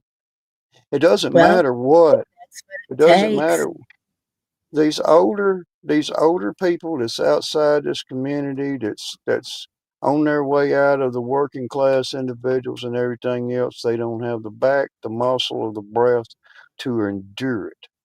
They're going to be the ones that's being shot at the most. If that don't make no sense to you, it means that they are the ones that are on the technology's edge. They know how software works. They have a cool understanding of how to make drones and build things out of.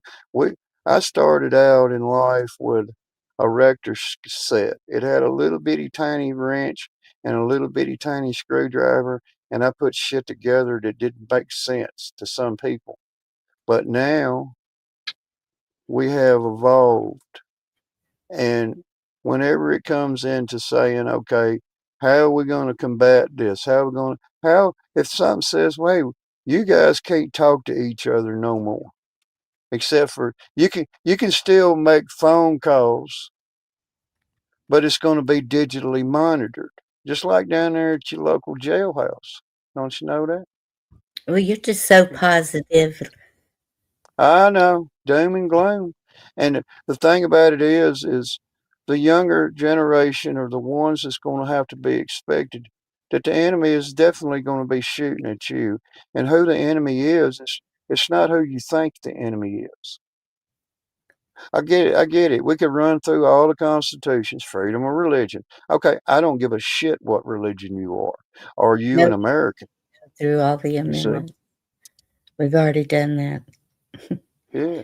So I mean, ditto.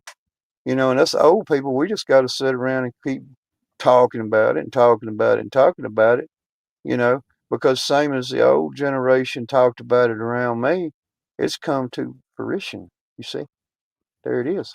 Boom, boogie theater. Now, Yeah, I often wonder about that. If I make it, once I make it to that level, who's going to be sitting around? Who am I going to be telling things to? It's going to be an interesting story once I get there. that's shit. That's shit that ain't wrote in a book. You can't write that shit down in a book. I can't even You make know, it up. intention can't be described. You just have to live through it, experience it. I guess that's the whatever your religious faith is or denomination. You can't have a testimony without a test. It's in the word. That's Whatever all right. these interactions or battles or wars, whatever it is we're facing, a lot of things I acknowledge. I do find it interesting for the fact of the dynamic and the psychological response that it causes amongst some people. If nothing else, it's fascinating just seeing how different humanoids interact and different things happen.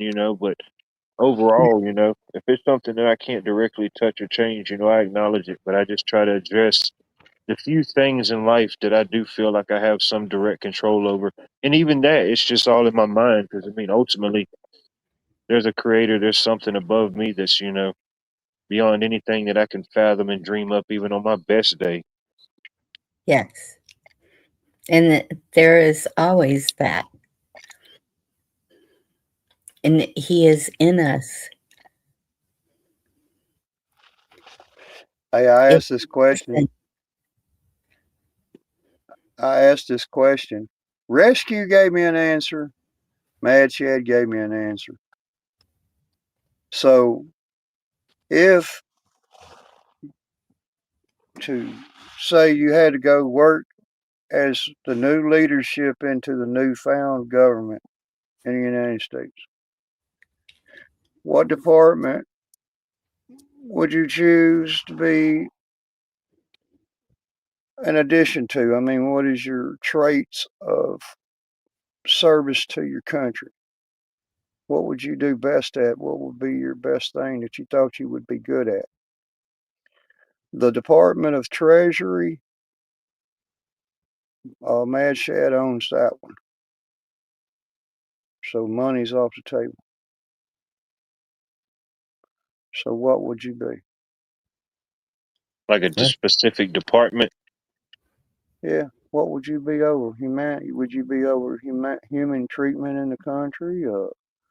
Money in the markets, and uh, would you be about how not to screw your taxpayer over, or how to absorb more taxpayer money from taxpayers?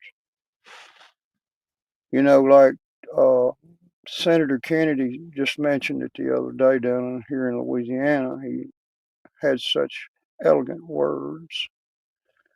The fact of the matter is whenever government decides it exists, then it only has so many taxpayer monies to depend on. We only have so many tax dollars that come out of each dollar of each billfold of each hard day's work inside this country, and that's just simply to maintain roads and infrastructure inside the country and part of the national defense. But where does it all got to stop? We got more nuclear weapons than anybody else on the planet, already. So, I mean, you got to say what part of that government department would you be, what would you excel at in that? Well, Oh. that's where I have a problem because I believe that the government needs to be reformed. It is not So, working as it was meant to be, and there should not be 500 and whatever people up there collecting a paycheck. It was meant to be you hold a position, you go up there and meet as needed as a representative of your state, and then go back home and work. And it So has, that's why you would it's be, the shape that it's in, because they've made it a lifelong job, I guess they would call it. I don't think it's a job. I've never had a job where I could take months off and do nothing. so I could say now, as the I'm the founder of this idea to say, okay, let's just say the judicial district would be appropriate. Let's just say, Bonnie, you're talking about reform of certain institutions of government and how a person could possibly change that with the right persuasion. So, just to throw that in there for a fact, we do not ever rely on the Supreme Court justices to accelerate outside the party of maybe three.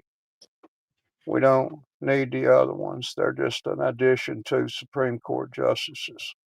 Because of the caseload behind the Supreme Court, there's only three judges that actually count.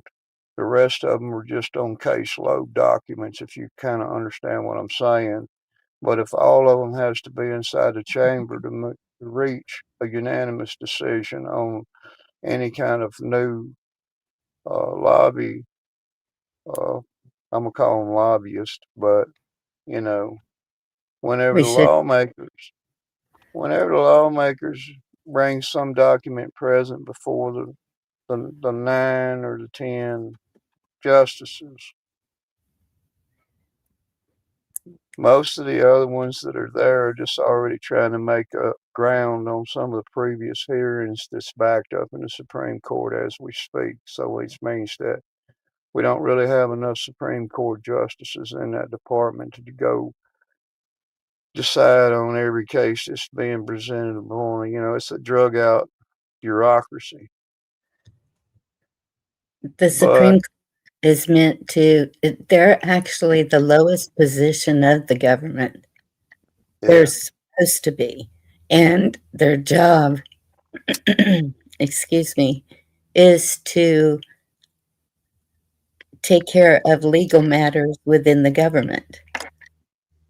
And that's not how it is.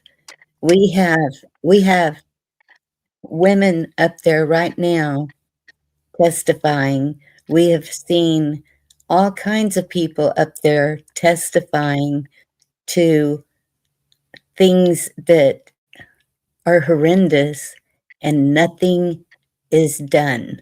Absolutely well, nothing. here's Nothing here's in an the here's an nothing in hold on one Congress. second. Let me address something right. Real American. I appreciate you being here.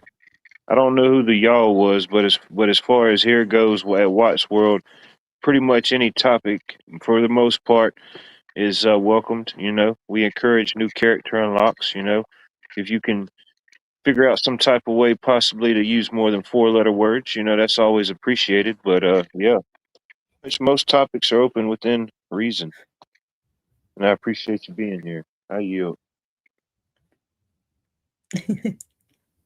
yeah, but back at what you're saying, you have to understand that the structure of like the Supreme Court justice, his job is not to incarcerate or arrest people. They can strike down a law and solidify previous Supreme Court state rule rulings on And of that's a law. don't you see that as a problem? And they keep making more laws to control the people. That's all those laws are for. Well, The here's the laws and thing. the 10 Commandments. God gave us our laws. We don't The need district, any of these other laws telling us what we can and cannot do on our properties, with our bodies, with our children, with our families, with our communities. here's what I'm going to tell you though, but you do. So I you disagree. do. You do. You already do that only because I'm just saying we all do. We are all guilty of this. We are all guilty of saying yes, yes. Sir, I would like some more. But I think it's just kind of ridiculous because you've got us dancing around out here in public spaces like we're walking around on eggshells all the time. These cameras, these mercenaries and uh, law enforcement uniforms. We don't need we need security in our community starts with the citizens in the community. And then they put people in place to look over the security while they got other things to do.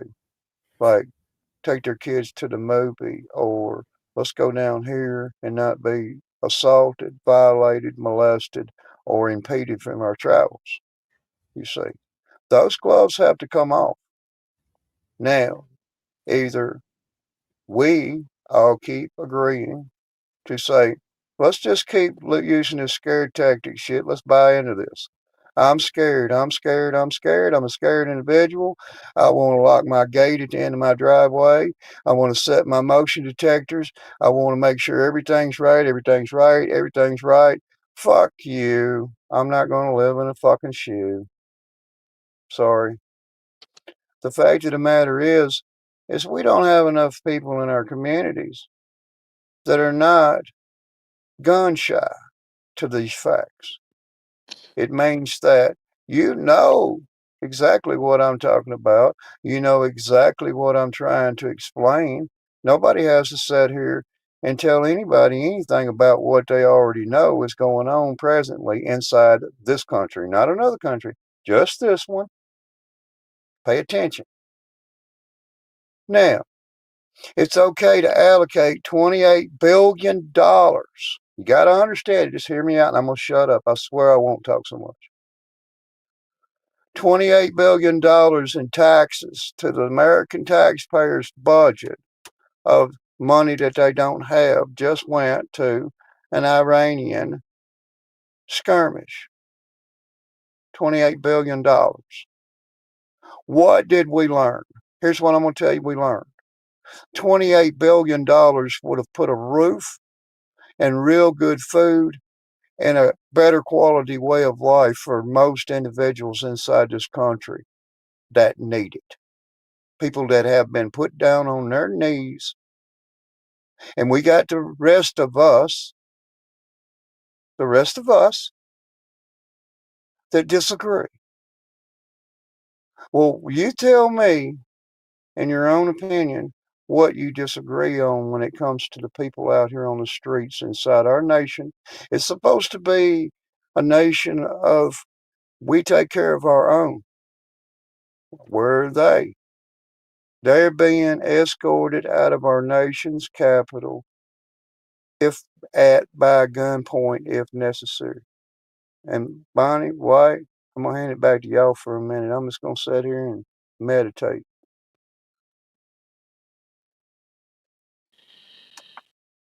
Yeah, everything's happening in real time. I mean, you can't do anything without something, you know. You can't play your favorite game or go onto your favorite app or do whatever it is when you just want to have some me time without giving some consent, you know. You can't even go on there and download the latest Candy Crush app without getting full consent of your full digital footprint, you know. Like, why does, you know, I'm just trying to level up on this game, you know. I'm trying to get a few more digital coins. Why do you got to know my whole call log and my photo history and all these things about me, you know? Heck, I think sometimes some of the apps and stuff we use, they do. I mean, they're constantly tracking you, constantly running. You know, things running in the background that we don't even acknowledge. That just we're just caught in the mix of the digital smog, the digital fog that's all around us now of everything. You know, uh, yeah, it's crazy. Yep. Who knows what this type of what it'll be like in the next 30 or 40 years? You know, just the advancement of just think the last 30 or 40 years. You know, just in the small spectrum of time, whatever it is. But anyway, it's interesting to think about. Man, Yep. It is. I mean, I'm just one person, and I know a lot of people don't agree with me, and that's okay. But I just see it as okay, if we have a threat from another country, then that's when you create a military. We already have everything they need to do what's needed. So I don't think that our military needs to be set up in all these other countries that's costing a lot of money. And so that's everyone who's complaining about taxes. I mean, where do you think it's going?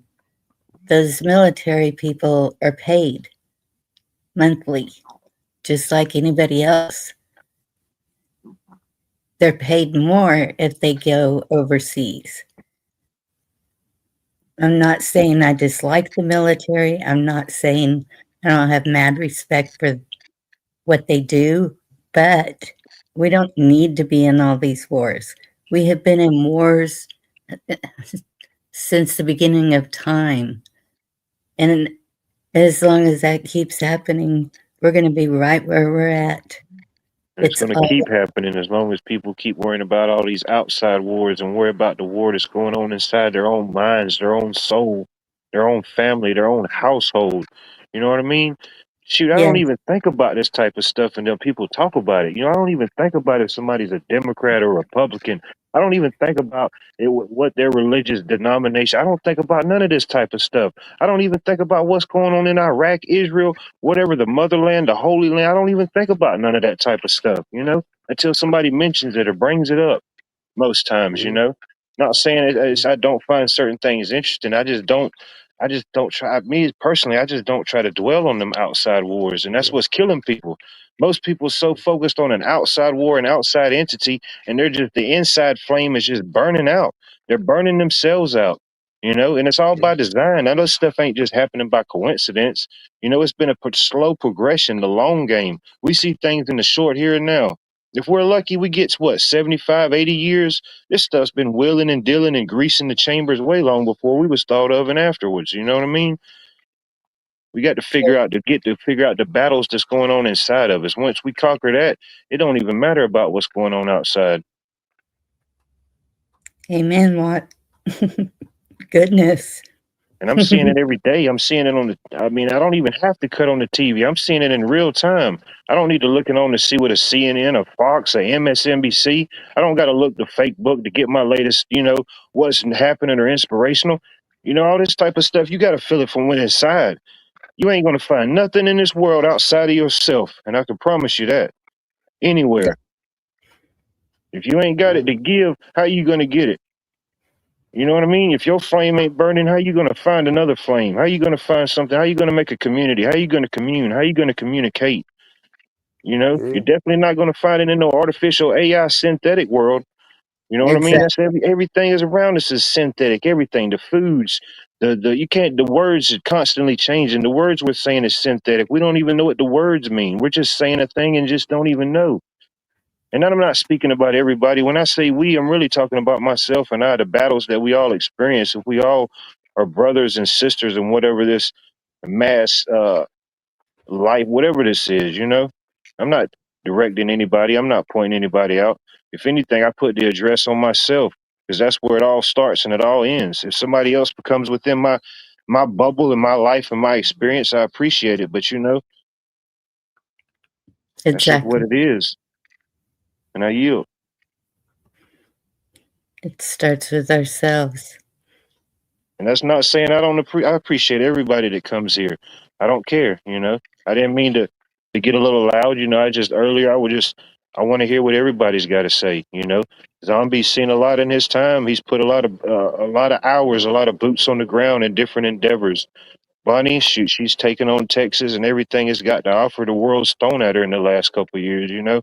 Most things that most of y'all would have faced, it would have probably broken and battered and dispatched a lot lesser foes, you know.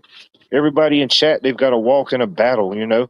Nobody here has seen their entire life, but just try to find some type of common ground, some type of understanding.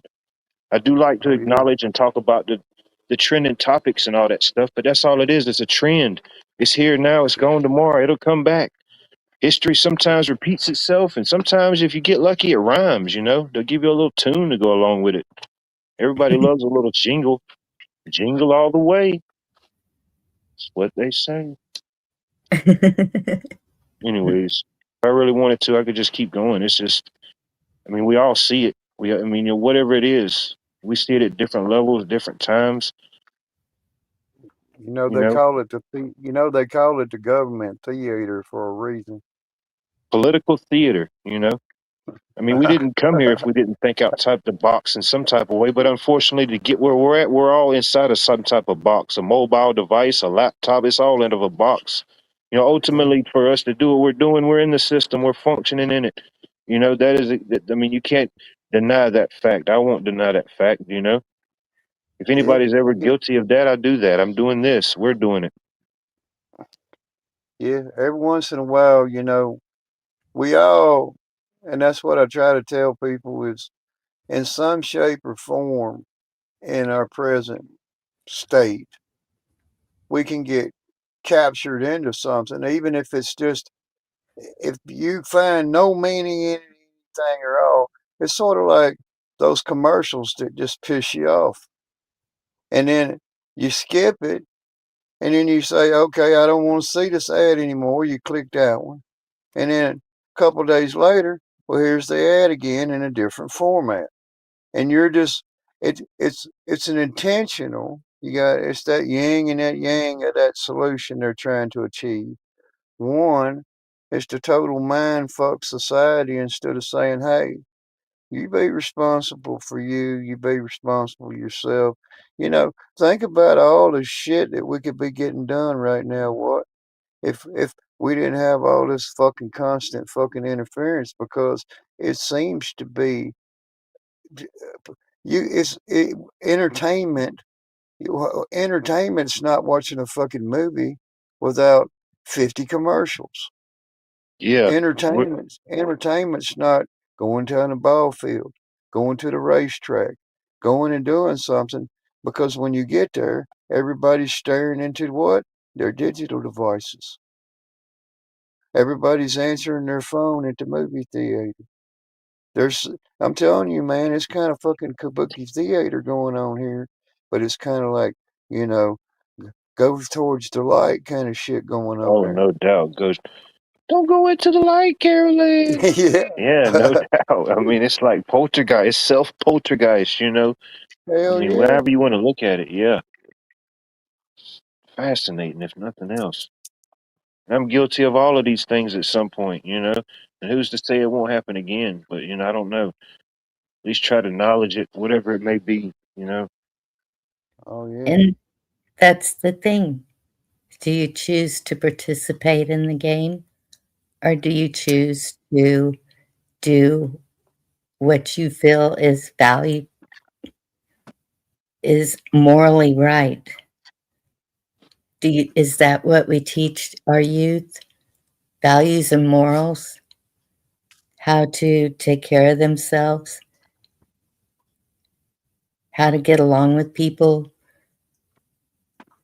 How to look at every angle of a situation before you react? To listen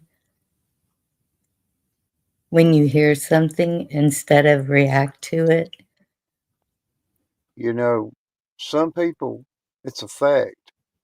They can't stand to just stand in front of a mirror and look at themselves for any period of time. And then some of them are completely they're entrenched with a mirror. So your your your device, your communicator, whatever you want to call these things. And I'm sorry for my language. I know more than a 4-letter vocabulary. Okay, I know you know more but than 4 letter words. I know you do. You see more countries than I even name so off the top of my head. you got people that just, I mean, you do not have a AT&T phone connection station that manually connects your calls through a DC voltage via a copper cable right to your receiver on your phone. Hmm. If you do not have one of what we call a phones, one of those, you don't have one. You see. Now, when you step up and say, okay, well, we went to wireless. Some of them were built into the car. Some of them were big as suitcases. I heard my friend, I'm giving him a shout out, Mal Chad, said in one of his Zoot reports, it was the size of a suitcase. Yeah. Okay, but you got to speak from experience on this, and I'm going to speak from my experience on it. Let's just role play. Let's say we'll role play. I do that And there was, sometimes. and there was such a thing as super zombie agents, and they went to China and they went into the communities and they took jobs and they worked inside the communities and they read people. They were spies. So most people didn't understand that I had a company issue cellular device that was about about two sizes of a flip phone. See what I mean? Yeah. Let me explain this to you. That was 10 years before. That was, damn, you're making me show my age. What? That was fucking 18, 19 years earlier before you could actually go to a phone store and get a Cricket flip phone. See, I had that. I had a SatLink sat telephone that could connect me via digital signal anywhere on the world. You see what I mean? Anywhere. It works anywhere. It doesn't have a blind spot. So people should understand that was back in the mid 80s.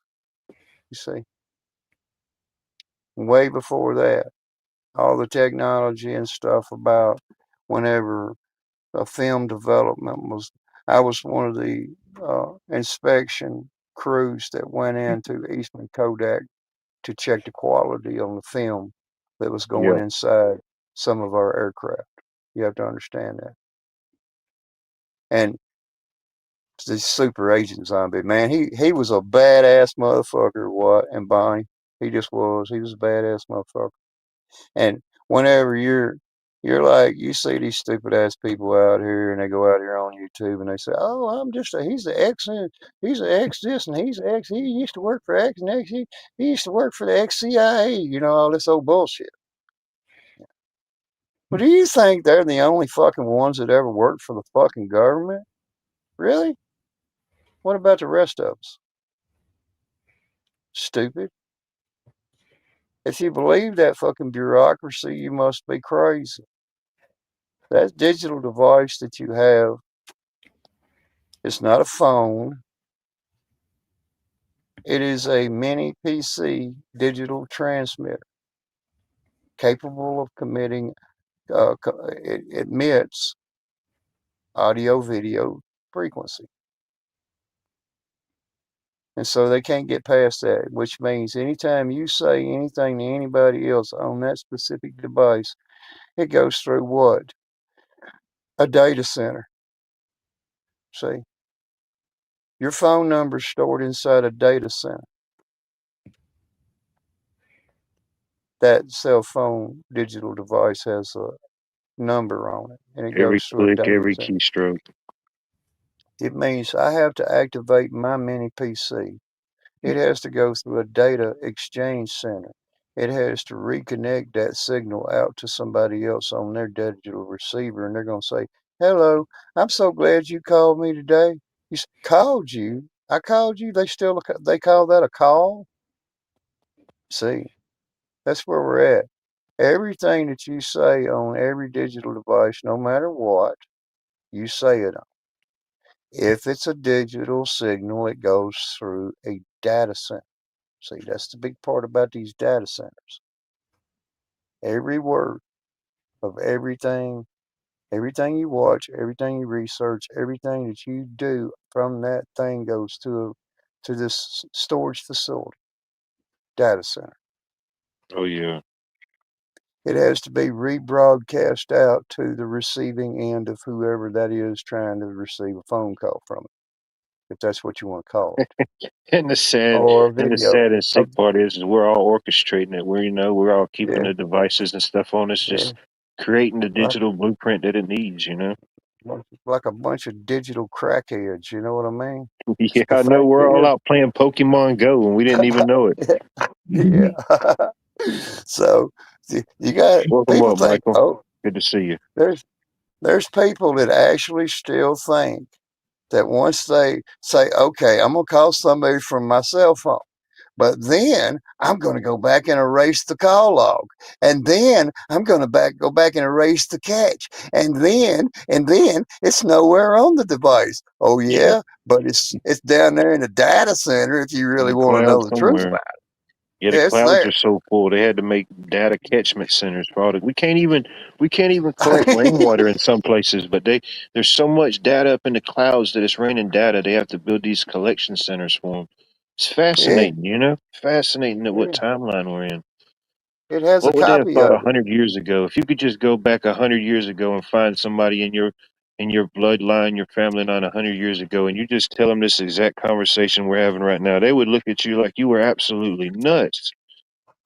You But know, they could to come a back and certain listen degree, to it. you know, Yep. some aspects haven't changed, but maybe the presentation. I'll be right back. All right, Excuse me. take your time. Yeah. Got about Michael. Welcome up. I hope all is well. Yes, yes, sir. I'm doing just fine. I couldn't complain, and even if I did, then nobody would want to hear it anyway.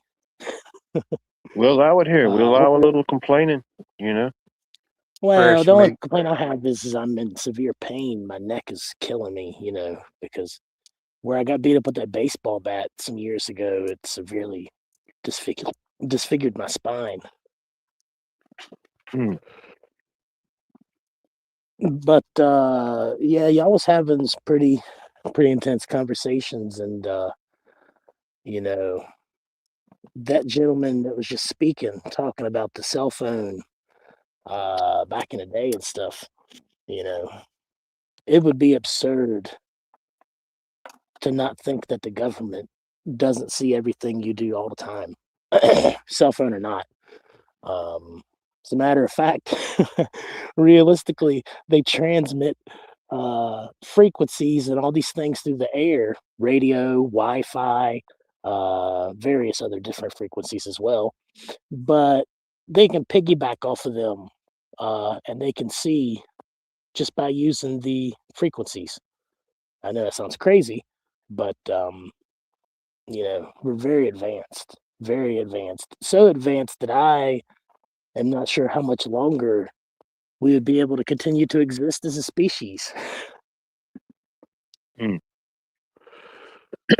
Yeah, it's a lot of interesting dynamics for sure.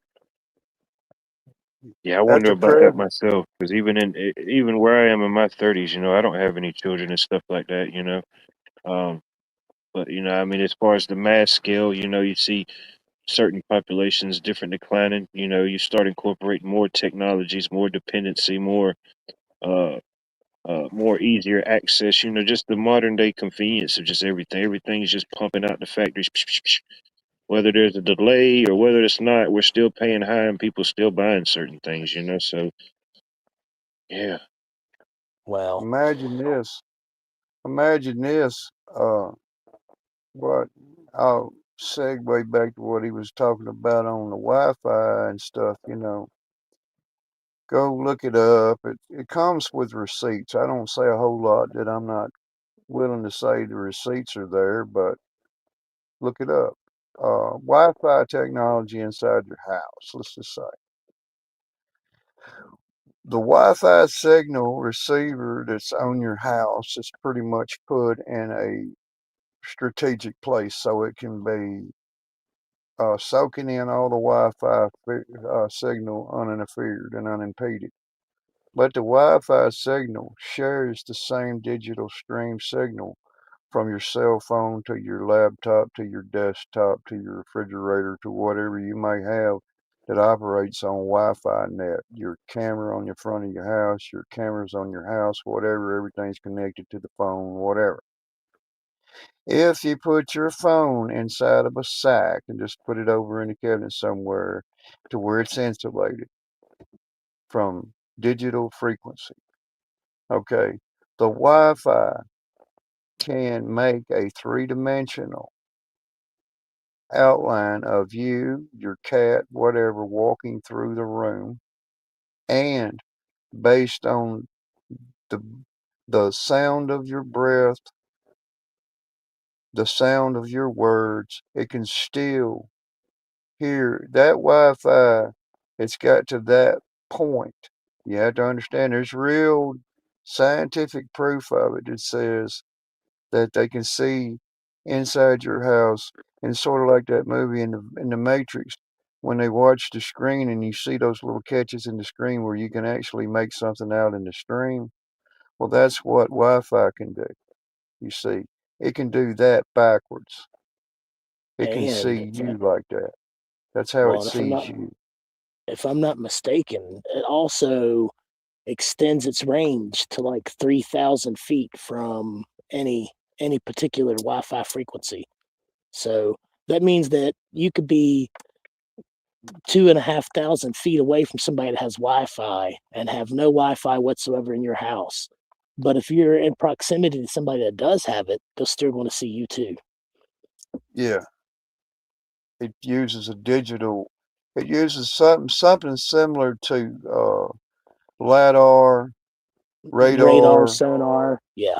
sonar. It uses all of them in a certain combination, and it can actually see you through a solid wall in a structure anywhere.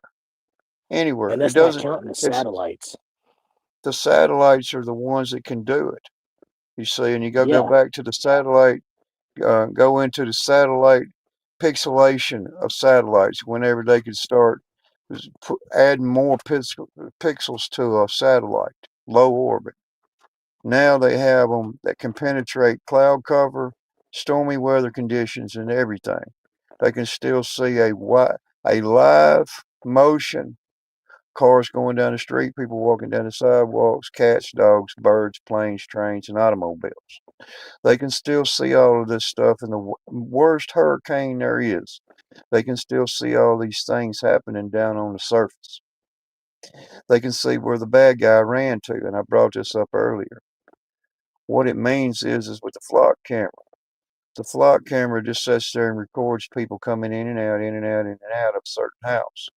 It counts the people coming in and out of this house, and they pick out whose house it is. So you're a victim, which means that anytime that they say, hey, this guy's got a lot of people coming in and out of his house, and I'm saying, yeah, the food's good. All my homies want to come over and hang out during the day. Well, all of a sudden, I might be a drug dealer. They can do it to anybody at any time, any day, at no given day of the week. They just got 24 hours a day, 7 days a week to be able to do these things. You have no privacy. You better understand that. Not inside your cell. That's your cell, the house you live in, whatever your structure you stay in, that's your cell. Until You decide, oh, you're going to be a good person, a good citizen, and you're going to step up to the next best cell. But meanwhile, if you don't pay us off the skin of your ass for this cell, you're going back to the worst cell that we can find for you. You see? If that I makes any got to sense. acknowledge the fact that Tasha, I'm sorry to cut you up, but I got to acknowledge the fact that Tasha's here all the way from South Africa. You know, I got to appreciate that. You know, Yeah. we're going intercontinental, intergalactic. You know, we got zombie aliens on panel. We've got people from South Africa here. You know, we got Mike, we got Bonnie. It's a beautiful thing. Yes, it is. And I'm glad that, in a way, it's good for global communications. But this is the thing that we should all ask ourselves a long time ago. Why were they trying to push dependency on basically what that gentleman was saying earlier, a portable computer?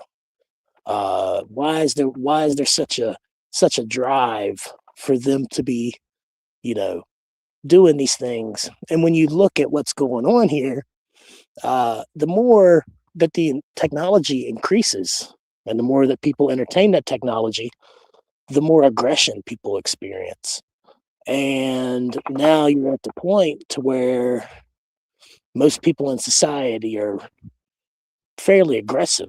Um, you know, so there's a severe moral decay, not even just moral, but spiritual too, in my opinion. Um, and the more that we decay, the worse the weather will get. I know that people may be talking about this El Nino coming in.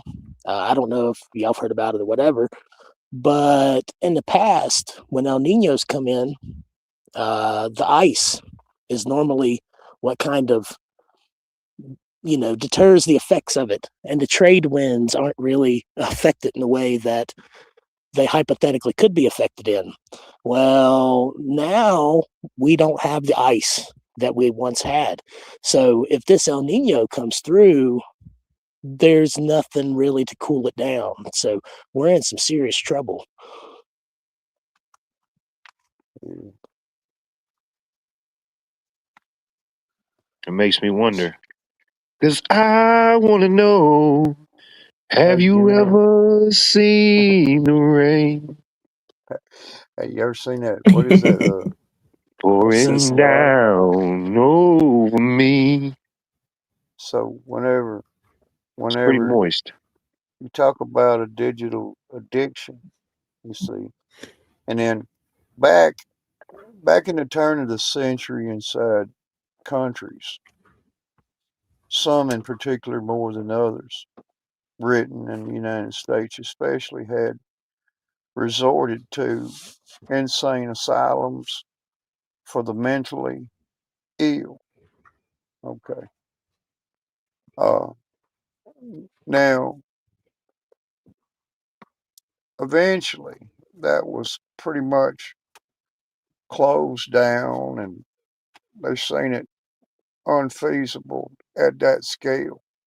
So now bring yourself up to this point in your thinking, if you may, and say, okay, so the dependency on a digital device has been mapped. I can map it whenever they started saying, okay, we're going to go over to digital frequency on all the home sets, television sets, to where you can maintain a digital signal coming into your old television set.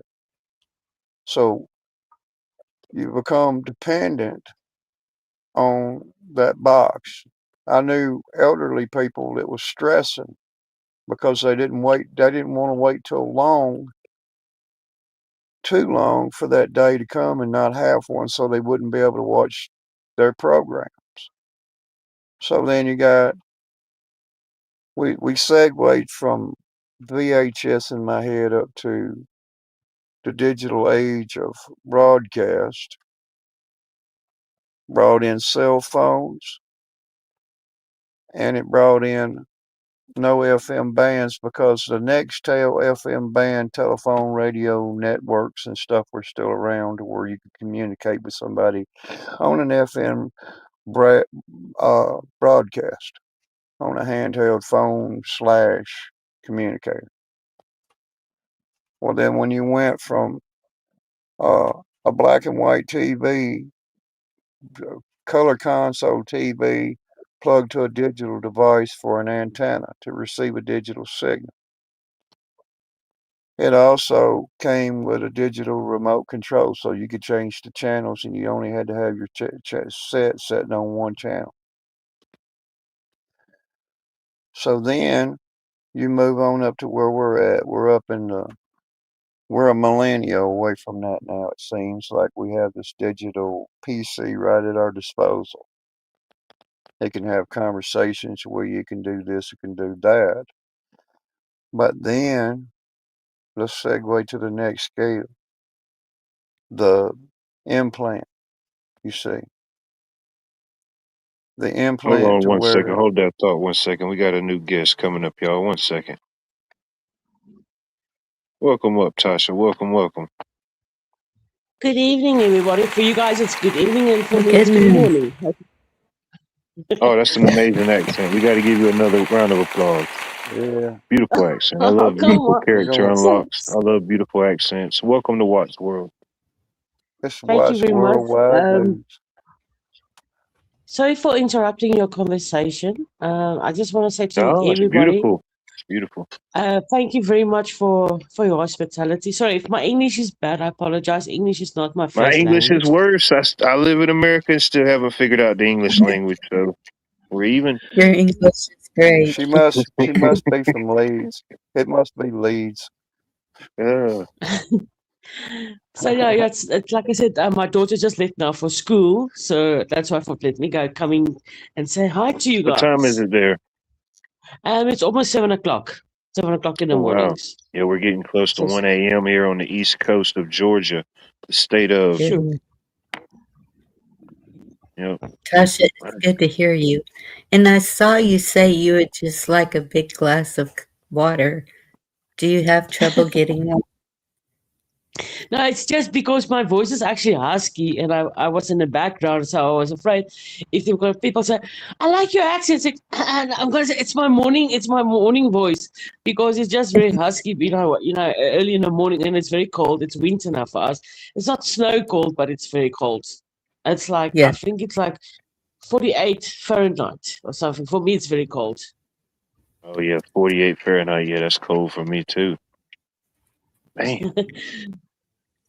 So yeah, sorry if I know you guys talking about Eastern and Southern, and I only know a lot about. Okay, I got friends that's in New York, and then I got 2 friends from Missouri. So I know Missouri very well, and I know Missouri and the palm of my hand, and especially Kansas City. I mean, I get emails and things from how it looks like today, what's the weather, so that I can talk. So I know a little bit about America. So I'm not that bad. Have you ever been to the States or no? No, that's one of my dreams to go there because I never fly to. I know even haven't flied in South Africa somewhere from my place to another place. I never fly in my whole life, so that's on my bucket list. Where would you want to go? If you had one place to go in America, if somebody said, all right, you're going to America, where do you want to go? Where would that place be? Louisiana. To be honest, it's gonna sound weird. I never been there, but it's a dream for me because I've seen it on the TV. To be honest, I've seen it on the TV, and it's not New York, believe it or not. I really want to go to San Francisco if I want to go. I really want to go because I like historical things and that. I know a lot of people go like, "Oh, come on!" I said, the thing is, I just want to see some because a friend of mine, I used to go to his streams a lot. And the way what he said to us, show me in San Francisco, it's something I would like to go to. Because especially that special, I don't know what train or those things that moving in the middle of the street with the cars. I call it a train. I don't know what you call it. That's going to be an experience for me as well. So I never drove, fly with a train, fly with an airplane, or go with a train. I only know buses and I know cars. That's all transport I know. We got it year round, but for me, it's just something new. So, and I know there's a lot of transportation, and I also want to go on a, what do you call it, a ferry. I saw some ferry videos of things. So I'm a dreamer, if I can say that. But I want to see San Francisco, if I can say it, because the other city, my second city, if I can say, like I said, I want to go to Kansas City because it looks like close to my place where I'm staying. Where I'm staying, it's close to where I am staying. Not like the Huh. city, but I mean The the film. landscape, maybe the weather, maybe. The weather's the same. Yeah, that's right. Yeah. Yeah, good. Thanks. Thanks for helping me. I Thanks. feel so stupid. Huh. So would you say South Africa is similar to Missouri? How about that? I love it. You learn things every day. You know, Texas is allegedly the Australia of America. You know, we got a little piece of South Africa here. Man, it's beautiful. I love it. What do y'all think about it? Well, Come here on in West in, come on in, come on in. That's what they say. Come on in. Uh, You know? You know? here in West Virginia, it's a lot of thick forest. Oh yeah, West Virginia. Don't forget about that. Nobody ever comes here though. It's one of the only states that's lost like half its population since the 50s. Really? Yeah, there used to be about 2 million people lived here. Now it's down to like, I don't know, 1 and some change. The entire state? Yeah, the biggest Huh. city is Charleston. Charleston, West Virginia is like, I believe, the biggest city, and it's like 50,000 people. Oh wow. Shout Yeah, out West Virginia. Well, I'm from Virginia originally. Now, when you compare Charleston to Richmond, it's a world of difference. Oh yeah, I'm sure. Yeah, no doubt. You know, I've thought about that. I thought about that West Virginia, man. I just came through there about 5 years ago. I got a brother and some family in Virginia, and I just said when I come through there, you know, we had that discussion about people. It's the hills and the mountains, man. You know, I think they should build like skyscrapers and just lean them up against the sides of the mountains up there, and they'd have better luck. You know, because how much farmland and stuff do they have in West Virginia anymore? Quite a bit when you go to certain parts of certain counties, but certain counties are much too rugged for that. But nah, you got a farm.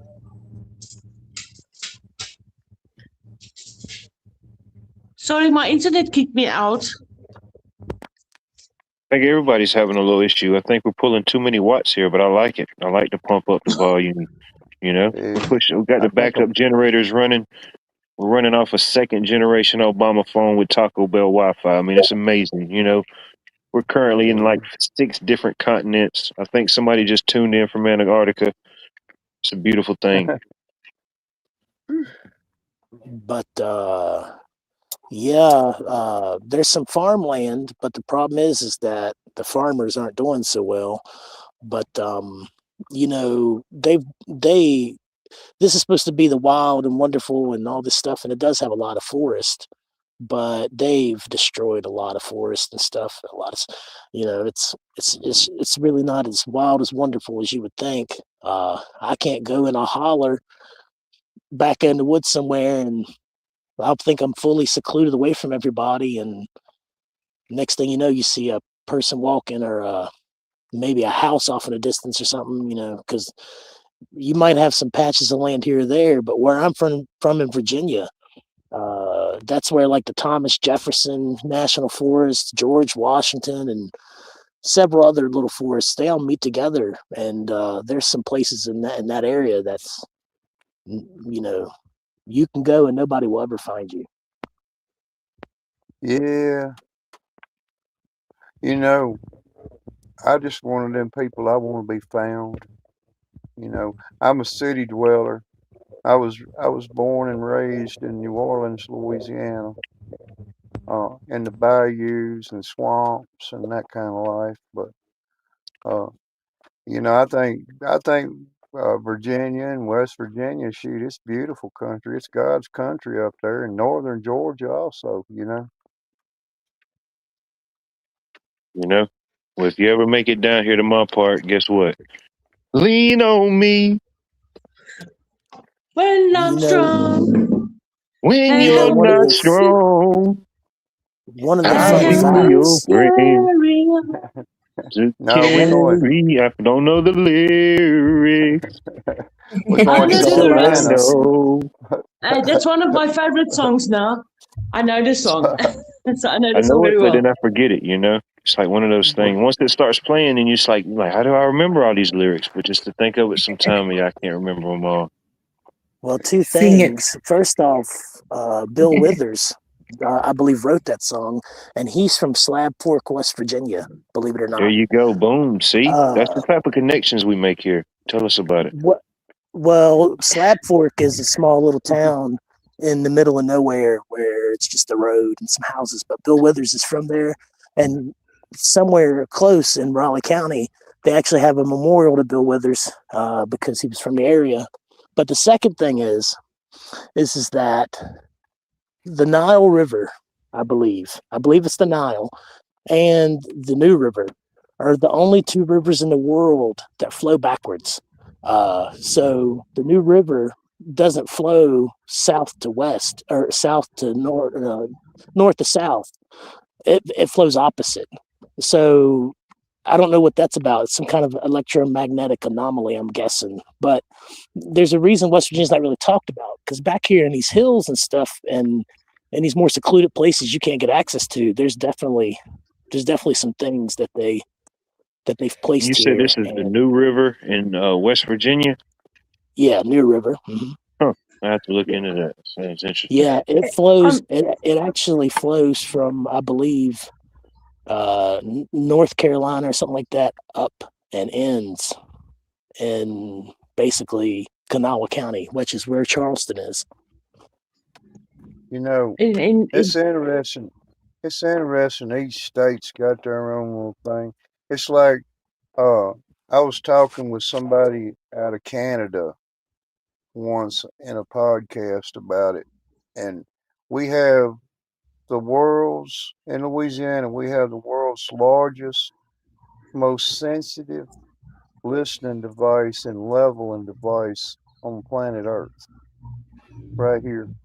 It's about 30-minute drive from where I live, but it's it's that little connection that we all draw. But the biggest listening device, you see, the biggest thing that communicates to outer space in the United States is located right here in Louisiana in the digital world. I just lay that out on the table, and y'all can ride them segways all night long. I'm just gonna sit here and listen.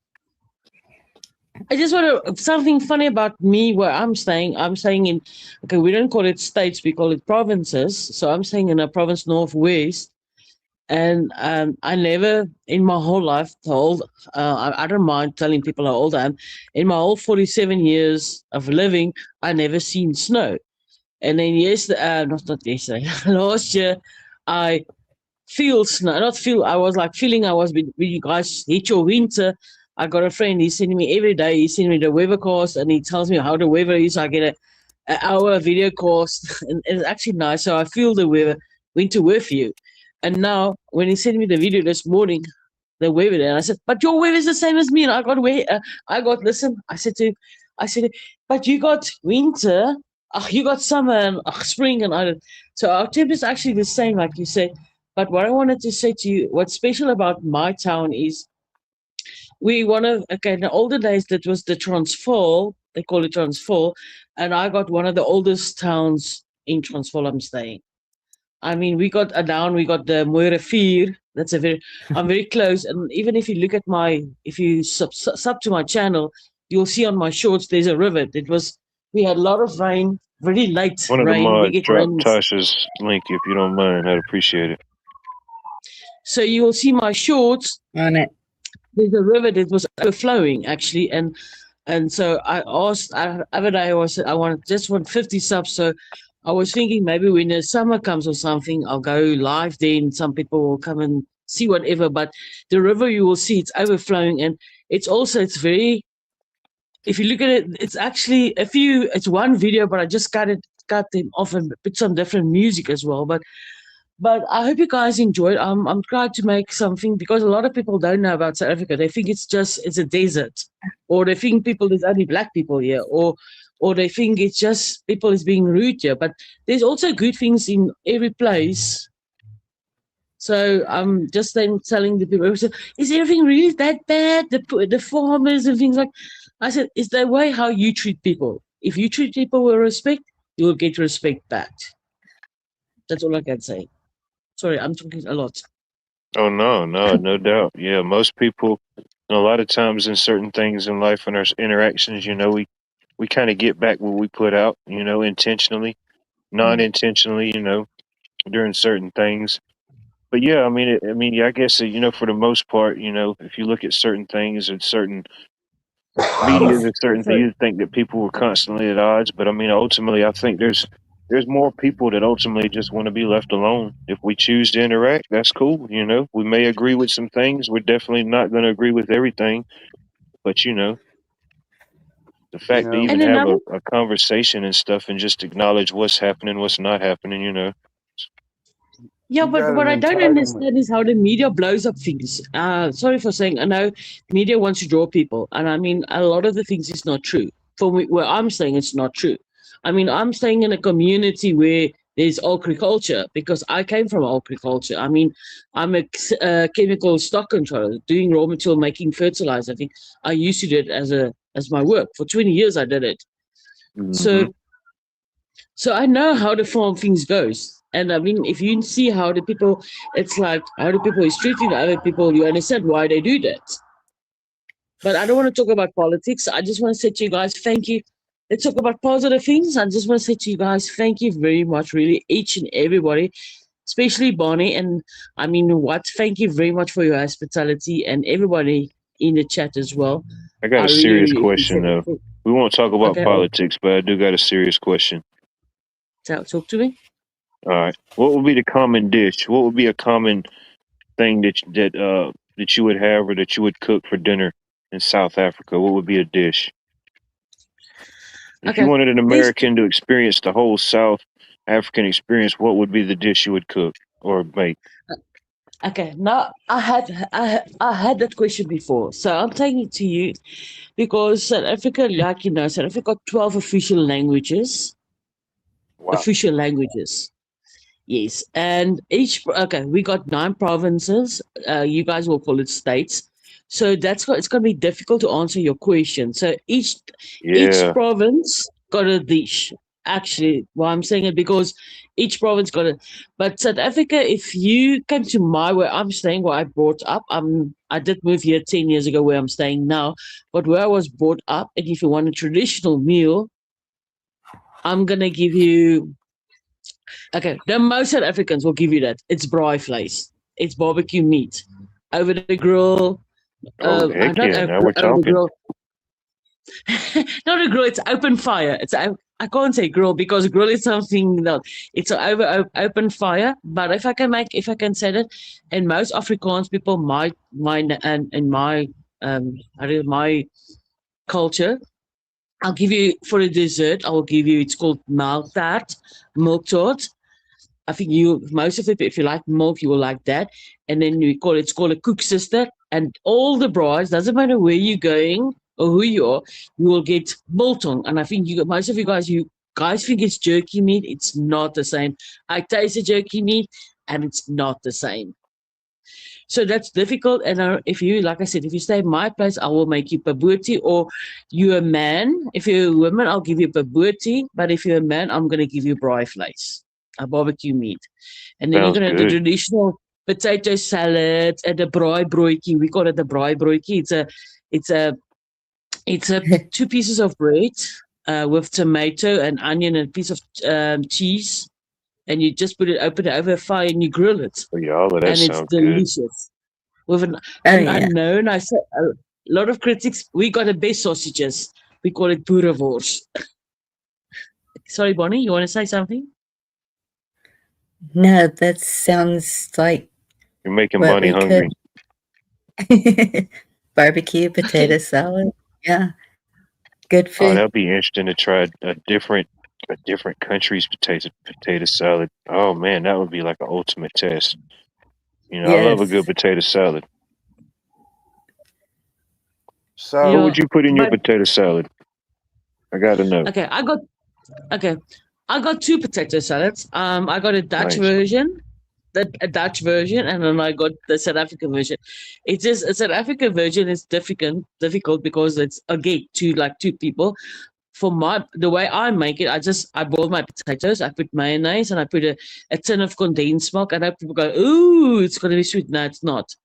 So it's potatoes with mayonnaise and condensed milk, and then I put some onions, raw onions in there, raw Yes. onions, and boiled egg, and then I mix it. That's how I make it. But Okay. There my you Dutch one, sorry, go. I said, there you go. And the Dutch one, is it warm? yes, it's the warm one. Yeah, the warm one that you don't put in the fridge. Then I put bacon. Then I don't put any mayonnaise. It's potatoes, and then I put bacon in there, and I put some cheddar cheese in, and I mix it all, and then there's no salad dressing. It's actually a little bit of a salad dressing, but it's not. I put like mustard, a little bit of mustard, and really little bit of plain yogurt, Greek yogurt. I mix it all together, Mm. and then I serve it hot. Oh, Yeah. the Dutch, they're just doing their own thing over there. You know, they don't care. They're just doing it. I I like it. grew up with both. And so, yeah, that's interesting. Never knew That potato salad was a global affair. You know, I just thought we had it down here. No, They no, eat it no. I mean, everywhere. but mashed it's so potatoes. Like I said, mashed potatoes is one of the kings here for me. My kids doesn't like it, but when I was small, they were craving for mashed potatoes.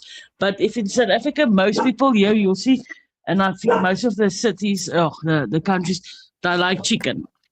But that's why I said it depends on where you are. Because if you go to Cape Town, that's very south from me, really Cape Town, down of South Africa, Cape Town, like everybody knows, then I will say the traditional meat there's traditional food, it's snook. It's a type of fish with chips or savory Yep. rice.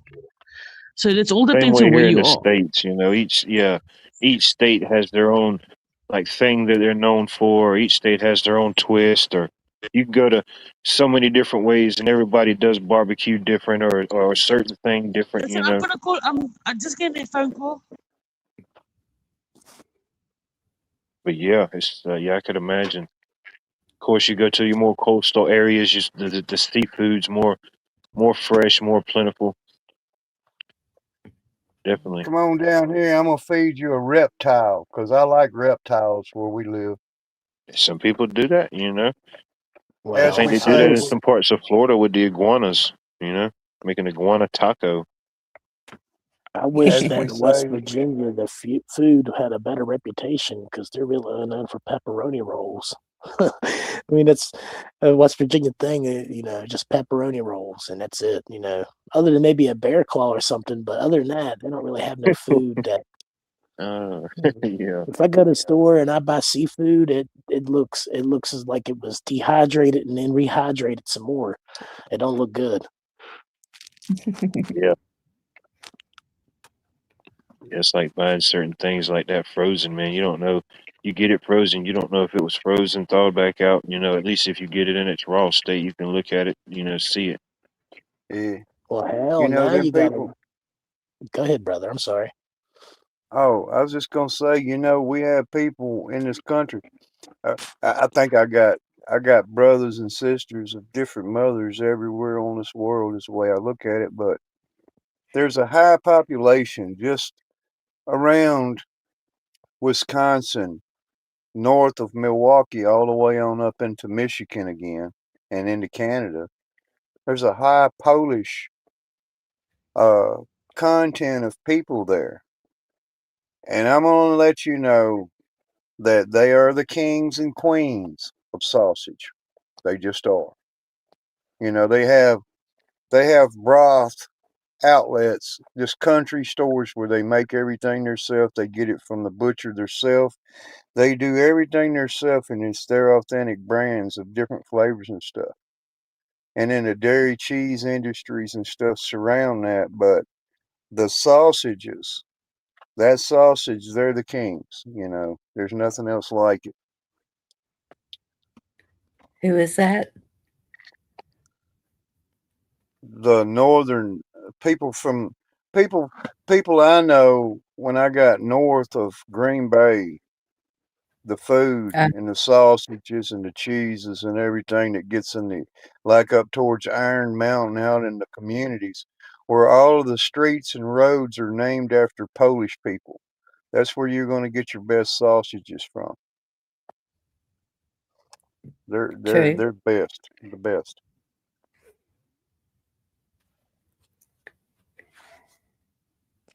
Well, I have to go try some of that. I like a good Polish sausage, and kielbasa too and stuff. But you know, Yeah. a lot of the food now, you gotta ask yourself: was it made in a lab? is it is it genetically altered? Does it have a third eyeball somewhere? Um, you know, Yeah. Yeah, they all have. There's an alternative to everything, you know, and only people. I mean, I'll give the name out. They got a place up above.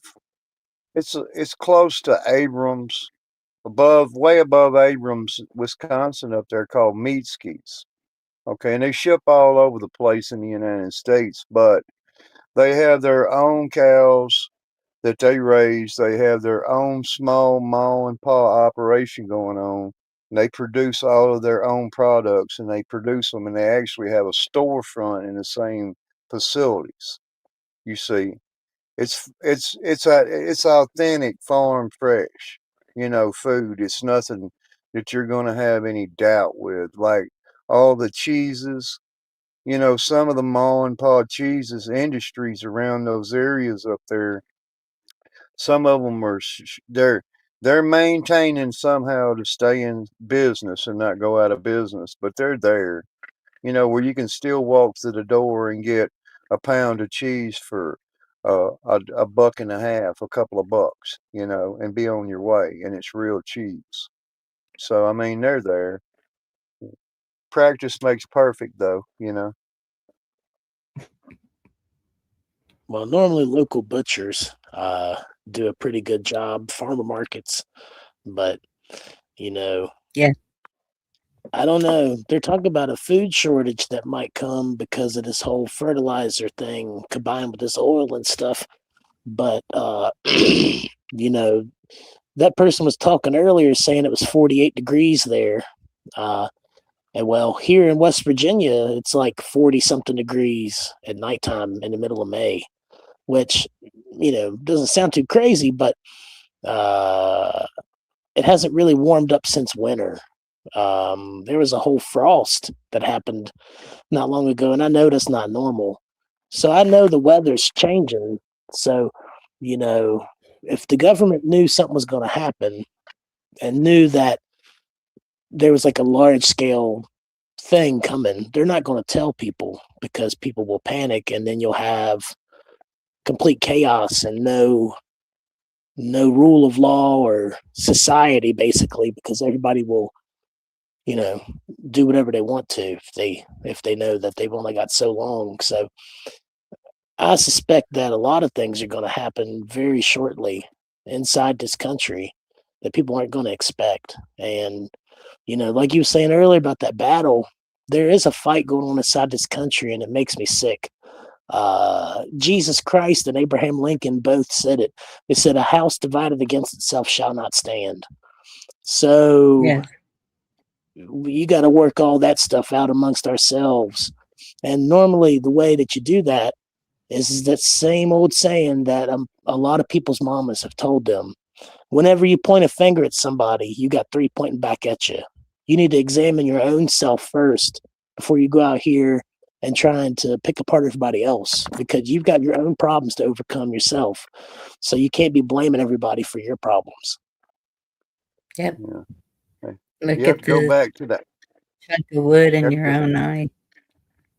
you have to go back to an axe. You know, you have to go back to a shovel and a pitchfork and an axe, and that's to cut all the links to the flock cameras, is what I heard. You know, and the thing about it is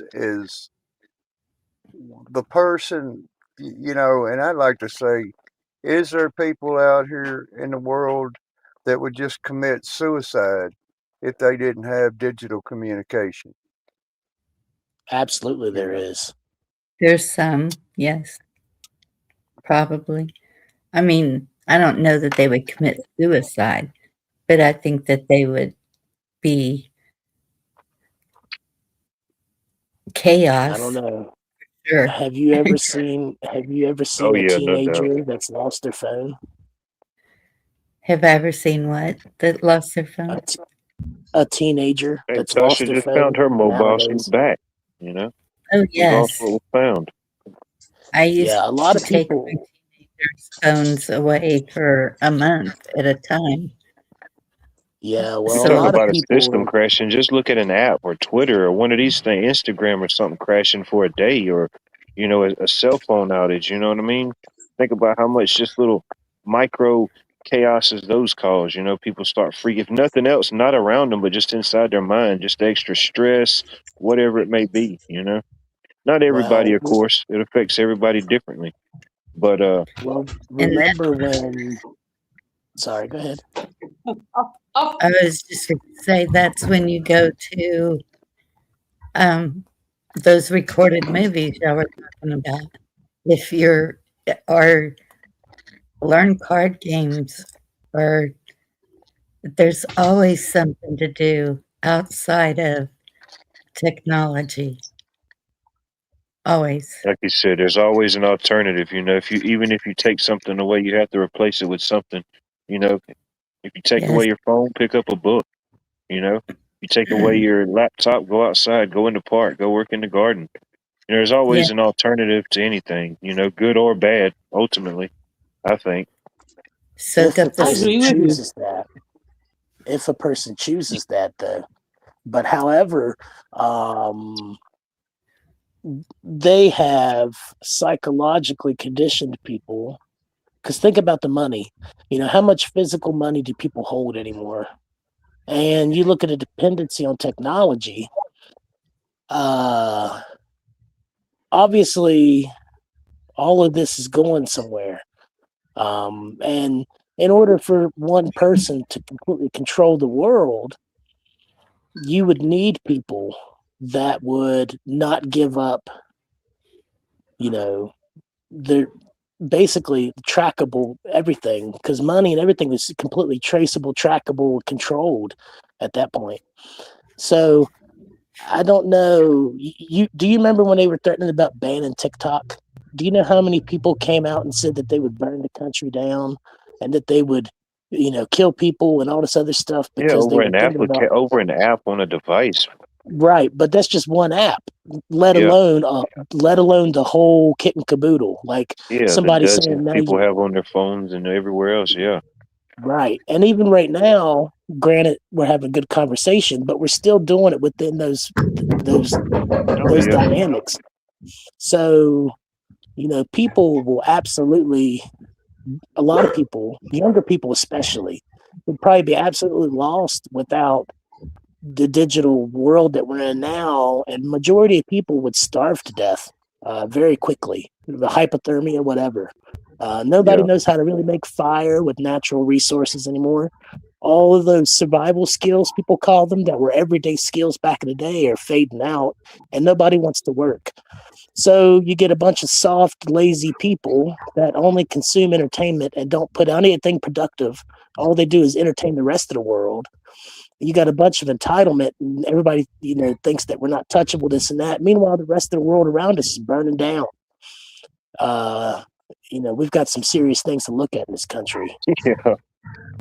That's why it's up to us to teach the younger people that that Oh, I'm not worried about my kids. If technology goes down, even if the phones go down. They've got this. They know what's up. It took a Most lot of talking and showing them, because at first, 6 years ago, they thought I was absolutely crazy, but now they see it, and they have been preparing just like everybody else in the community is doing. So I'm not worried about them. They're hooked on Uno. They they can sit there and play Uno all day. It's ins- instead of there's Bonnie, instead of and I'm trying to make it all fit if I can. So whenever you document stuff on a VHS, you're making your own data, you're making your own record. You're making a home movie of you and your kids and whoever, your significant others, you know, for your own keepsake. Okay. So yeah, instead of storing that away in your closets and and this and that and entrusted family members and for them to hold and cherish and hand over to the next generation, it's all inside a data center now, Yeah. you see. So the fact of the matter is it doesn't matter if I just call Wildlife right up on his cell phone and me and him have this awful chain fucking conversation about whatever. You have to understand what we're doing right now presently is the exact same thing on the exact same devices. You see what I mean? There's no difference. So whenever somebody says, okay, I'm going to go from a private setting on a private line to where nobody else can hear me, like we do sometimes, Bonnie, when we go to private panel. mhm, The fact of the matter is we do this publicly, you know, and right. hopefully our word will catch traction out there in the world. And I think this gentleman speaking before me, Bonnie, he probably needs a version of the 14-day thing we was talking about. You know, it's Mhm, it's it's what it amounts to is, and I hate to say this, in South Africa, she brought it right to the table too. We have a right as individual people on this planet. It's our God given right to be with our own association, which means that I, we're liable to hit it off and make good neighbors, but then we're not. So why can I not have neighbors around me that are more relevant to me in my community? My community, you see. But there's other people out here in the world that have their communities demonized by the same thing. I mean, there's communities on the planet that I've seen and experienced and worked in and been in physically. That somebody says, "Man, I don't see how the hell you could ever go to some place like Somalia and walk around in the daylight. I don't see how you can ever go to, guess what, South Africa. I don't see how you can go to North Africa. I don't see how you can go to Egypt." The fact of the matter is everybody in these communities, they're just normal, everyday people. They want to be Egyptians. They want to be South Africans. They want to be English. They just want to be their own association of people. And that's that war we're at, which means that the war we're at right now, and I know it, everybody's saying, okay, if you want to be in America, you got to be an American. Okay, give me the definition of American, please. What's your version of definition of your association? Is it an association that wants to hold tyranny over people and be a bully and push everybody else around, and in some cases in that continent of Africa down there where they chop people up and throw them in the river? You see, depends on what province you're in, what bubble you're in. So in the South African people's struggle is to be their own people as far as their community. It doesn't Yeah, but matter the the thing color is, of your skin. It's not the color yeah, of your but skin. It's the color of your belief. It's your moral compass. And and people the don't thing want is, that. and the thing is, what the problem in South Africa is there's too many multicultures here. Because not Yeah. everybody respects each other. I mean, like I said, it's if you imagine yourself 12 official languages. I mean, each province got its I made a joke and said each province got its own languages. I mean, and the thing is, you will think you talk to this person and you will speak to them Afrikaans and they're English and they get insulted sometimes. Or you speak to a person English and they will get insulted and say, listen, I'm Afrikaans. Or you speak to this guy in Zulu and he's actually Sotho. Some people just is very sensitive. So I think what I like about the new generation, if I can say, people are more open, if I can say, they're more open and they respect each other. So not that respect, but I mean, if you talk before you talk to you say to them hello, then you can hear in the accent, okay, listen, this person is English, this person is Afrikaans or whatever. That's how I see it. But it's very difficult And I for just, us. I understand what you're saying. And like the thing, like for me is everybody's saying, Natasha, if you can, like you're asking me where I want to go. It's easier for me to say I want to go to San Francisco, but my heart is actually I want to be between the farms because I've been brought up. I know the culture of the farmers. I know the struggling they're having with fertilizer, with the raw materials and things like. I lost my job with that.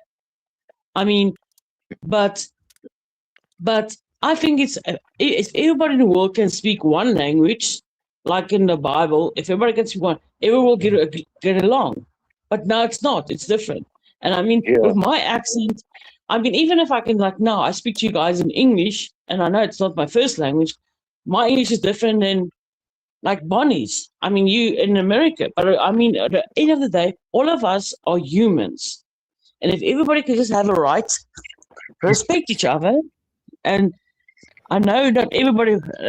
How do I say it? I said it today. Last night I heard it for the first time. Everybody that smiles you is not always your friend. But if you can be friendly to everybody, you will make a better place for yourself. It's like it's how you make yourself, how you must be. So if you want people to respect you, treat them with respect back. And if you want people to like you, not everybody gonna like you. It's impossible that everyone will like you.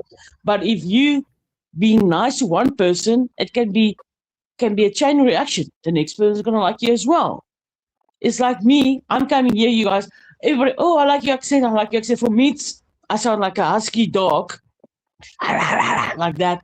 But I'm not. And I like people laugh. And some people like early in the morning they will say, Tasha, you're a bit too much. And then I'm like at night, I get very quiet. And they go, Tasha, what's wrong with you? Are you sick? I said, no, I'm not a night person. I'm a morning person. But so that's all I want to say. Sorry if I don't think that. Sorry, that's my Labrador. She loves to talk with me. So I apologize. No, she acknowledges the bulldog. You know, I was doing a social experiment and I proved right once again. You know what I mean? So you said English is not your first language. So what would be your first language? Afrikaans. Afrikaans. What would be a common greeting, or how would you say hello to someone in that language? Okay. Again, if it's in the morning, I will say to you goeiemôre. During the day, of ek sê goeiedag, and then even dan sê naand or goeienaand. You always say goeie. So it's like a good morning, good afternoon, good evening. You know, there's a saying about women. There's a saying about women like y'all just talking. I hear you out there.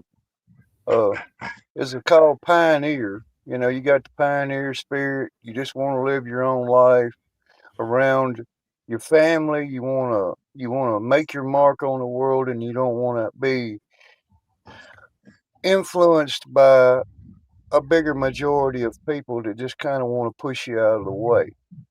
You know, so but nowadays, you know, they'll tell pioneer women type, they'll say, well, you're a bit like a pit bull, you know. So yeah, I've got so many other options now. So the hell with you. There's when you say no, there's 3 other That's their attitude, though. They just want to go find that other. It's another. It's an option. So people have become options. We're just an option. Fuck him. Throw him in a ditch. Go get another one. So The thing it is, takes you. It strips you. It sorry. strips away your core beliefs. It strips you away. It tries to put you in a closet by yourself and kill that spirit. So you can't let that spirit die. Say what's on your mind. And the thing is, especially here in South Africa, I don't know. I know some places in Africa, like Nigeria, that a woman doesn't have the right. In South Africa, women's got rights, and women sometimes get more power than men. I mean, if I look at a job, if I go for a job interview, the man will get a job. They think because nowadays here in South Africa, you get more dads that's a housewife. In fact, I don't know I can't say houseman, but you mean he's a housewife. He's looking after the kids. Yeah. I mean, I'm talking about my dad. I'm talking about that's 42 years ago. My dad brought me up. My mom didn't get me.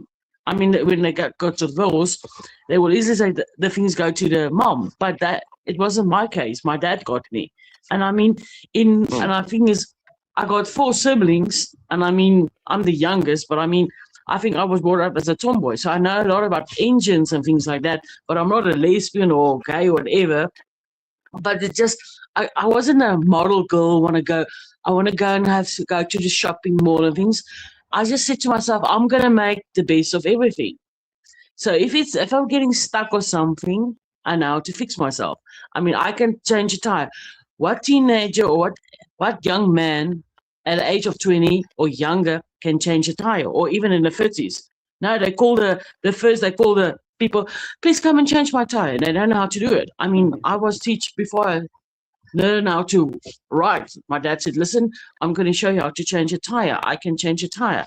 If my tap is leaking, I know how to fix it. If my drain is blocked, I know how to do that. And today's guys don't know how to do some of them. It's easy. Call the plumber. That's why they got hired.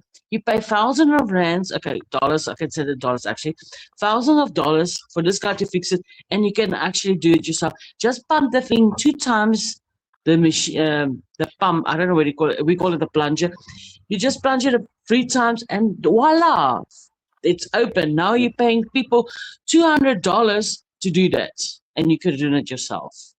Right. Nothing against the people of Africa, but you can keep Africa. Why? Because you got to deal with anywhere. You got to deal with the people, the human animals. But in Africa, you got to worry about a variety of animals and things that just want to eat you and drag you into water and have you for dinner. Yeah, but So hell with that. that's true. Hell with that. Yeah, but I depends don't on want where to be you. chased by a lion. Yeah, but listen, before you said, I know, because the town where I came from, it's Palabora. I know the word's gonna sound very funny, Palabora. I mean, my Love pet. it. I mean, yeah, it was a lion cup. It was my pet because the way, like I said, where I brought up. But I mean, it's not. You must understand, if you come to South Africa, don't think they're gonna lie and walk around it. There's places where they are. So they are kept. They're not like walk in the wild like you see on the TV. That's why I said again, on the media. I mean, if you go to Cape Town, there's no lions and things like that. But if you go up in Limpopo, where I've been brought up, where I was born, there's lions. I mean, that's where everybody goes to the Kruger National Park. And where I'm staying now, people come here for historical buildings. So that's what I'm saying. Again, each province got its own speciality. It's like I know some of the people make a joke and say, Tasha, how can you walk in the street? They say it's not safe. Yeah, it's not safe. Everywhere it's not safe. It all depends on what time of the day you're going there. And if you know what's the situation is, don't go there. Why are you going there? You seen that movie Jumanji, right? Yes. So I'm gonna be that. If I come to Africa, I'm gonna be that character on Jumanji that's walking around with that big ass gun and the safari hat. You see, that's gonna be me right there. Okay. Fuck that. Advice from me: if you come to South Africa, listen what I'm saying to you now. If you come to South Africa and you still have contact with me, talk to me now. But I'm saying it now. Don't come. And the thing is, especially the people here, if they see you a tourist, they make joke of you and they will leak you out. if you understand what I'm making, they will make a lot of money and things. I save a lot of people money, especially when they come to Joburg and they say, oh, they're going to the coconut shop. I don't want to wear safari. No, wear your clothes that you wear at America. Just be normal.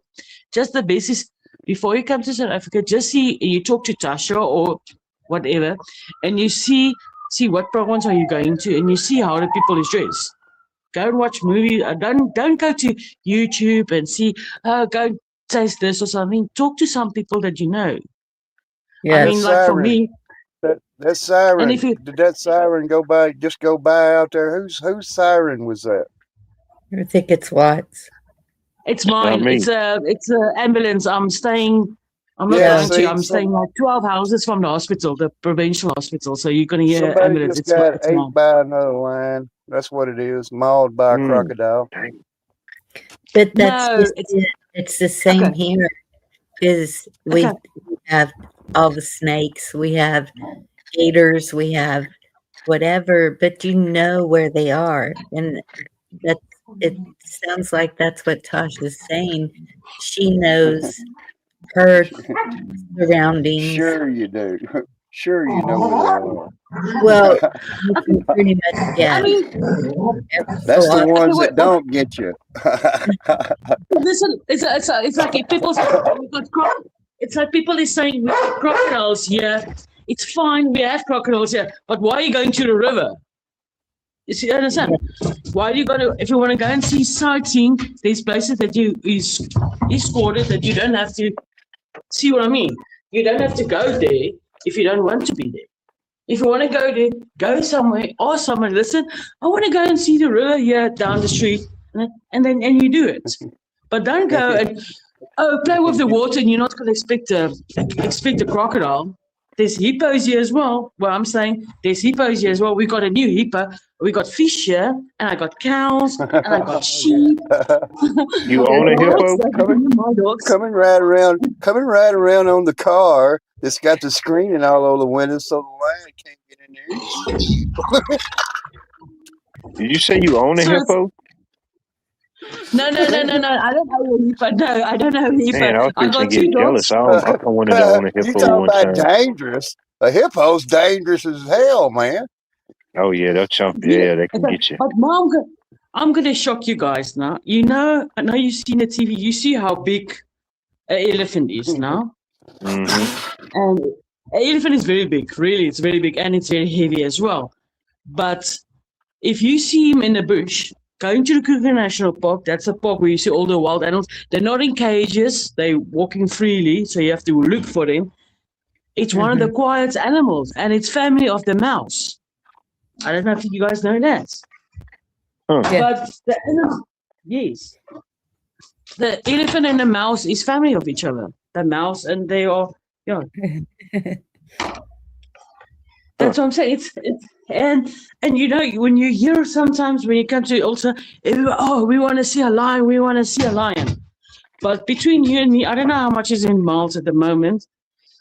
You can hear a lion's roar 50 kilometers away. I think it's 80 miles or something.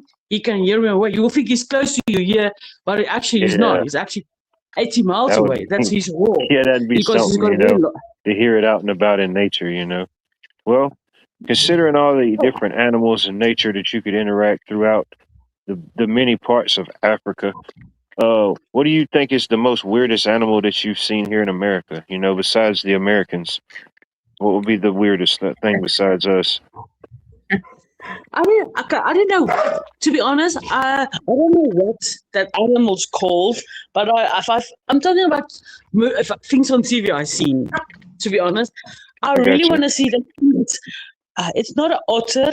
I don't know that thing that when I know in the movies and the cartoons, the kids is a platypus or something like that. Where that thing that's A when it's a beaver. river. It's A beaver? Yes. Yes, I don't see that.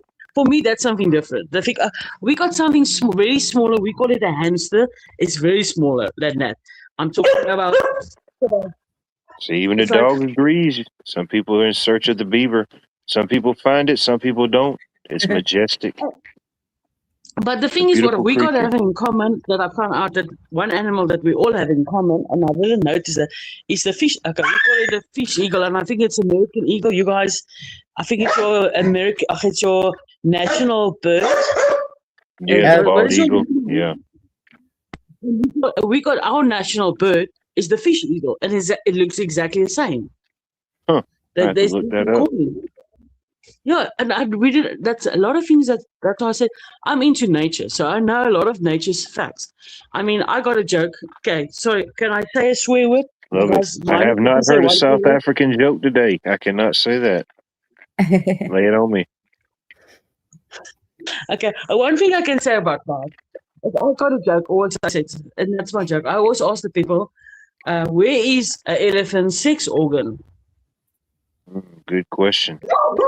That is a good question. This is, I'm gonna say it's okay. trunk. You know. Okay, his sex organ now, elephants, under his feet. Because if he steps on you, you fucked. Sorry for my English. Yeah, that is true. Just I joke. don't care who you are. Not even a wildlife. You know. I don't even You think I could know, withstand those forces of nature. now that we're talking about elephants, you know why an elephant has 4 feet? Why No, is why? Because 8 inches ain't enough, baby. no. Okay, but okay. A real interesting fact about it, maybe some of you guys know. You know they teeth that white yellow teeth, up that yellow horn that you see, that's their teeth. In Africa, especially the Chinese people, they steal that to make jewelry out of it, and that's one of them. One of African things everybody wants. The ivory. And Yes. so Uh-oh. She's having Sounds trouble like with them lions were getting close. her. I do gotta go. So you guys gonna excuse me? I got a Labrador. She's very talkative today. I don't know why she never does that. So I'll talk to you guys soon. She had a You have a food. She blessed had a night. I walk. appreciate you coming up. You and Michael. Everybody, I appreciate y'all coming up. It's good to Okay, see sorry you. about you guys. Like I said, Oh, it's no apologize problem. about the dog. Come on, JC. Okay, see you guys soon. Bye. Take care. See you Ciao. later. It's the bulldog. Before No, I go, I she's do a want to tell you. Labrador. She's a Before I go, I Labrador. do want to tell y'all Okay. a joke because y'all was telling jokes. And I guess you can call this a West Virginia special. I don't know, but I like it. if you had a donkey and I had a rooster, and your donkey ate my rooster's feet, what do you have? Ate the feet. Mm-hmm. Yeah, that's a good question. You'd have 2 feet of my cock in your ass. Yeah. Oh goodness. That's just wrong. Man. Disturbing. I know. Hey, Yeah. that's No, one they of the nice say side effects that happens here. I love it. We just had Intercontinental Joke Hour. I Where know. else you gonna find that at? You can't But find that on I Netflix. wish y'all well, and I hope that y'all try to stay safe out there in your Yes, endeavors. sir. And Lord willing, Hey. I'll be able to speak with y'all again. It was nice meeting you, Zombie. Oh, you bet. There, Michael. I tell you, I'm gonna let you know a story before you get off. You know, they pick on people from Virginia and West Virginia, but not like they do from Louisiana. You know, my uncle got pissed off at me because I was having an affair with one of my female cousins when I was a teenager, Oh my goodness. and he asked me why I did it. I said I was just trying to save her from her brothers. Oh no. Yeah, no, they pick on West Virginians for a different reason. They say that the West Virginia mating call is a pill bottle rattling. I thought they that's said that terrible. about Alabama. I was fixed to say wow. I've heard that about Arkansas, both of those. Oh, dang. I guess the drug problem is a lot worse than what I initially thought. Dang, But Arkansas. I thought y'all were on the up and up. But I wish y'all well, like I said, and hope that your endeavors go well. And Lord willing, I'll speak Likewise. with y'all again. Take care, Michael.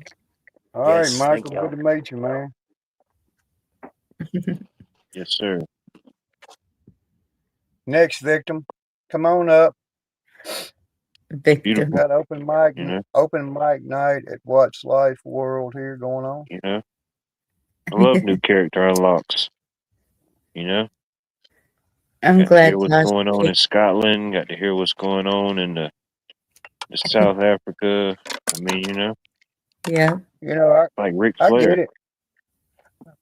I get it, man. You know, my grandmother, my grandmother was a cross marriage between Scottish and Irish, and I'm my 90% of who I am in my genetic file is North Ireland, Black Irish, and I get it. You got strong beliefs. My grandmother and great grandmother were all about certain clans of people, which is families.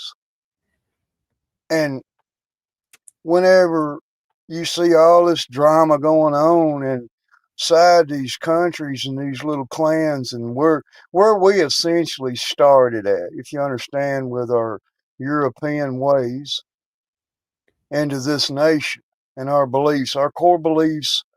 Who was in our bubble, like you say, What Life? Yeah. Who was inside our family bubble, and what kind of pride and know-how came with that. But then when we ever got sick of the tyranny, we pushed it back where it belonged. And that's my advice to anybody. You know, separate yourselves from it. You know, enough's enough. You know, they're overrun by another nation. Damn. You know, we're not talking about people from the next town over. We're talking about people from the next country over.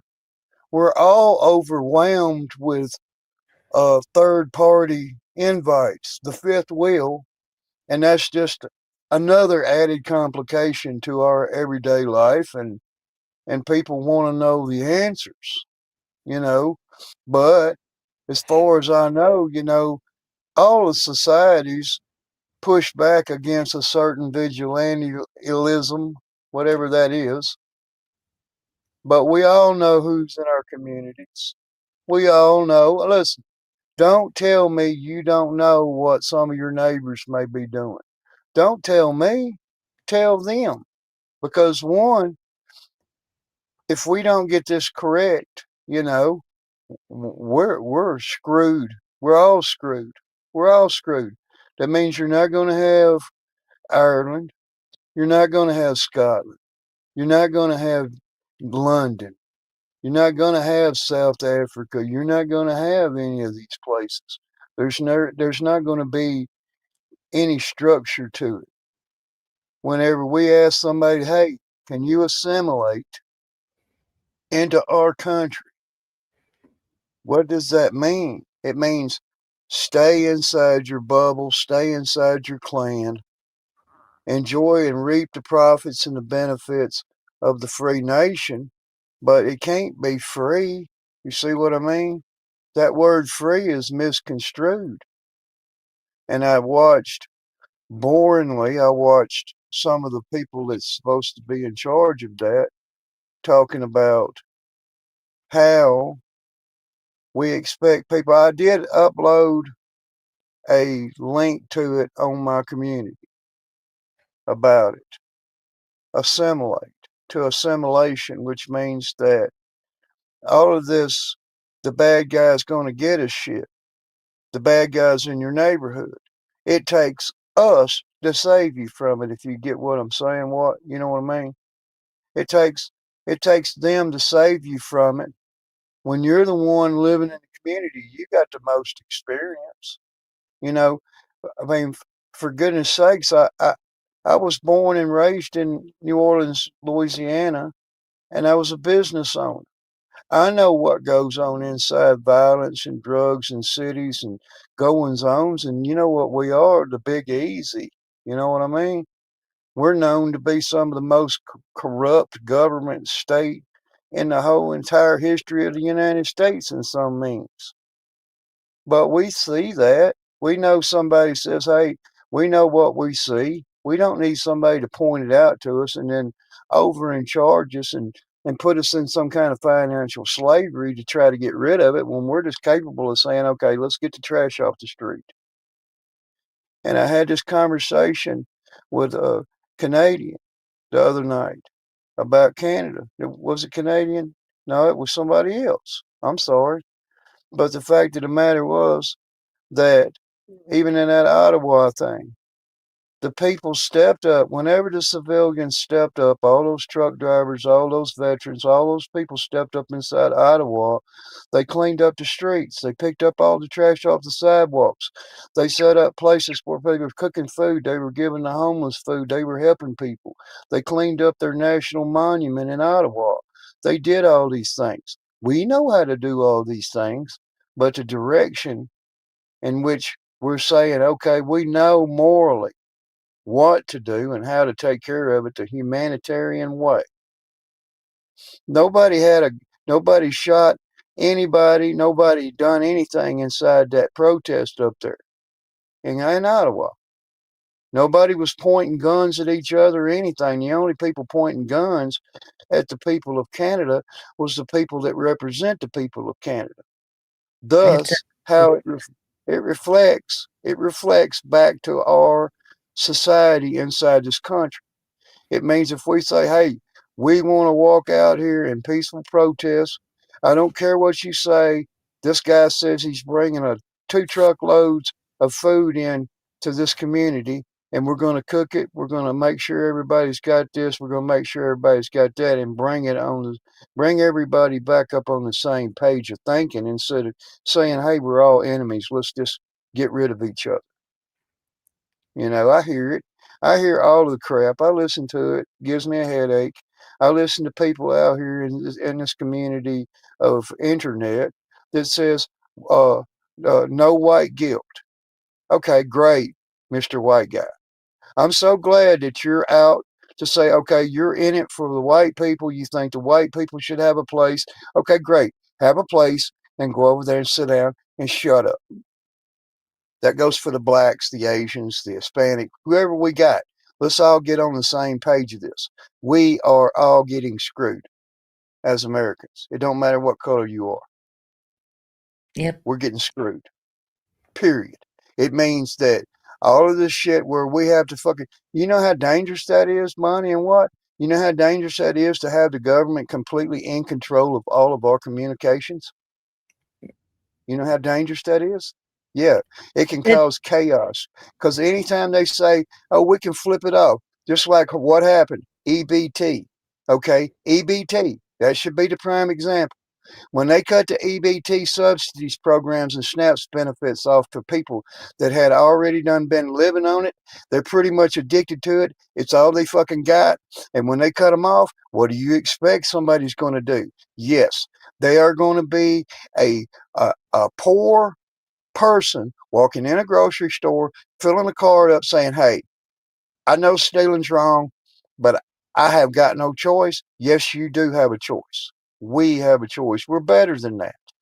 When the weaponization of government, see, that's what that is. That's a weaponization of tyranny. You see, the more they control the food, the more they control the water, the more they control where you live, the taxes that you pay, these slave wages. See, that's what that is. You know, fuck Abraham Lincoln and all that old bullshit thinking.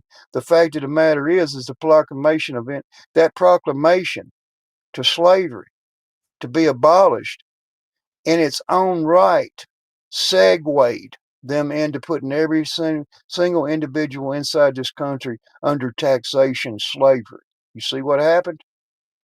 And then later they got to where they said, well, this ain't enough. Taxes ain't enough. So what do? We can actually borrow money and use the people for what? Collateral. I rest my case. I'm throwing the mic in. White Life, Bonnie. you know. But that's just my theory, and I think my theory is sound. I think that people need to understand their differences. We all have our different cultures, but why does that say our culture has to harm another culture? Why does our culture have to abolish a whole nother culture like Hitler? Why does somebody has to be the bad guy? And it seems like the government's always so kindly pointing that out to us. You see, the good guy, bad guy attitude. I'm probably going to go. Thank you, ladies and gentlemen. I'm probably going to be incarcerated before the end of the weekend's over with. I don't know after that, but I don't Hey, think so. you know, should have made it subscribers only. So at least if you're gonna watch us, they could have subscribed. You know, Dirty Rascal got a free view for nothing. Yeah, But yeah, charge I think. for that shit. But yeah, I think we're gonna get probably ready to wrap up. You know, we've conversed and talked about many things. You know, many things we've talked about before. You know, we'll talk about it again, I guess, till we figure it out. Hopefully, you know, maybe if we regurgitate it enough, see it enough, write it down, think about it, put it into discipline and into our own lives, you know, eventually it will become something better, something more. Everybody you tell, everybody you say, everybody that has communication, that's traction. Remember that. No Because doubt. one day something might happen and it might ring this big bell in your head real loud and clear. And you're going to say, "What bell is that?" And I'm going to say, "Liberty Bell." That's how she sounds. There you But go. I appreciate your platform, Watt, you, Bonnie, everybody that's been a part of the panel. I appreciate you guys, and I really do. I appreciate the moment and to express my feelings. You know, I'll be up till another 5 hours or so I ain't got no choice. Oh, hold But on, we until got that some next time, before you go, I think we probably got some breaking news coming in. The Uh-oh. WEF has issued a warrant for Zombie, allegedly. yeah, Dirty rascals. yeah, they know where I'm at. And about the data that you were talking about, why?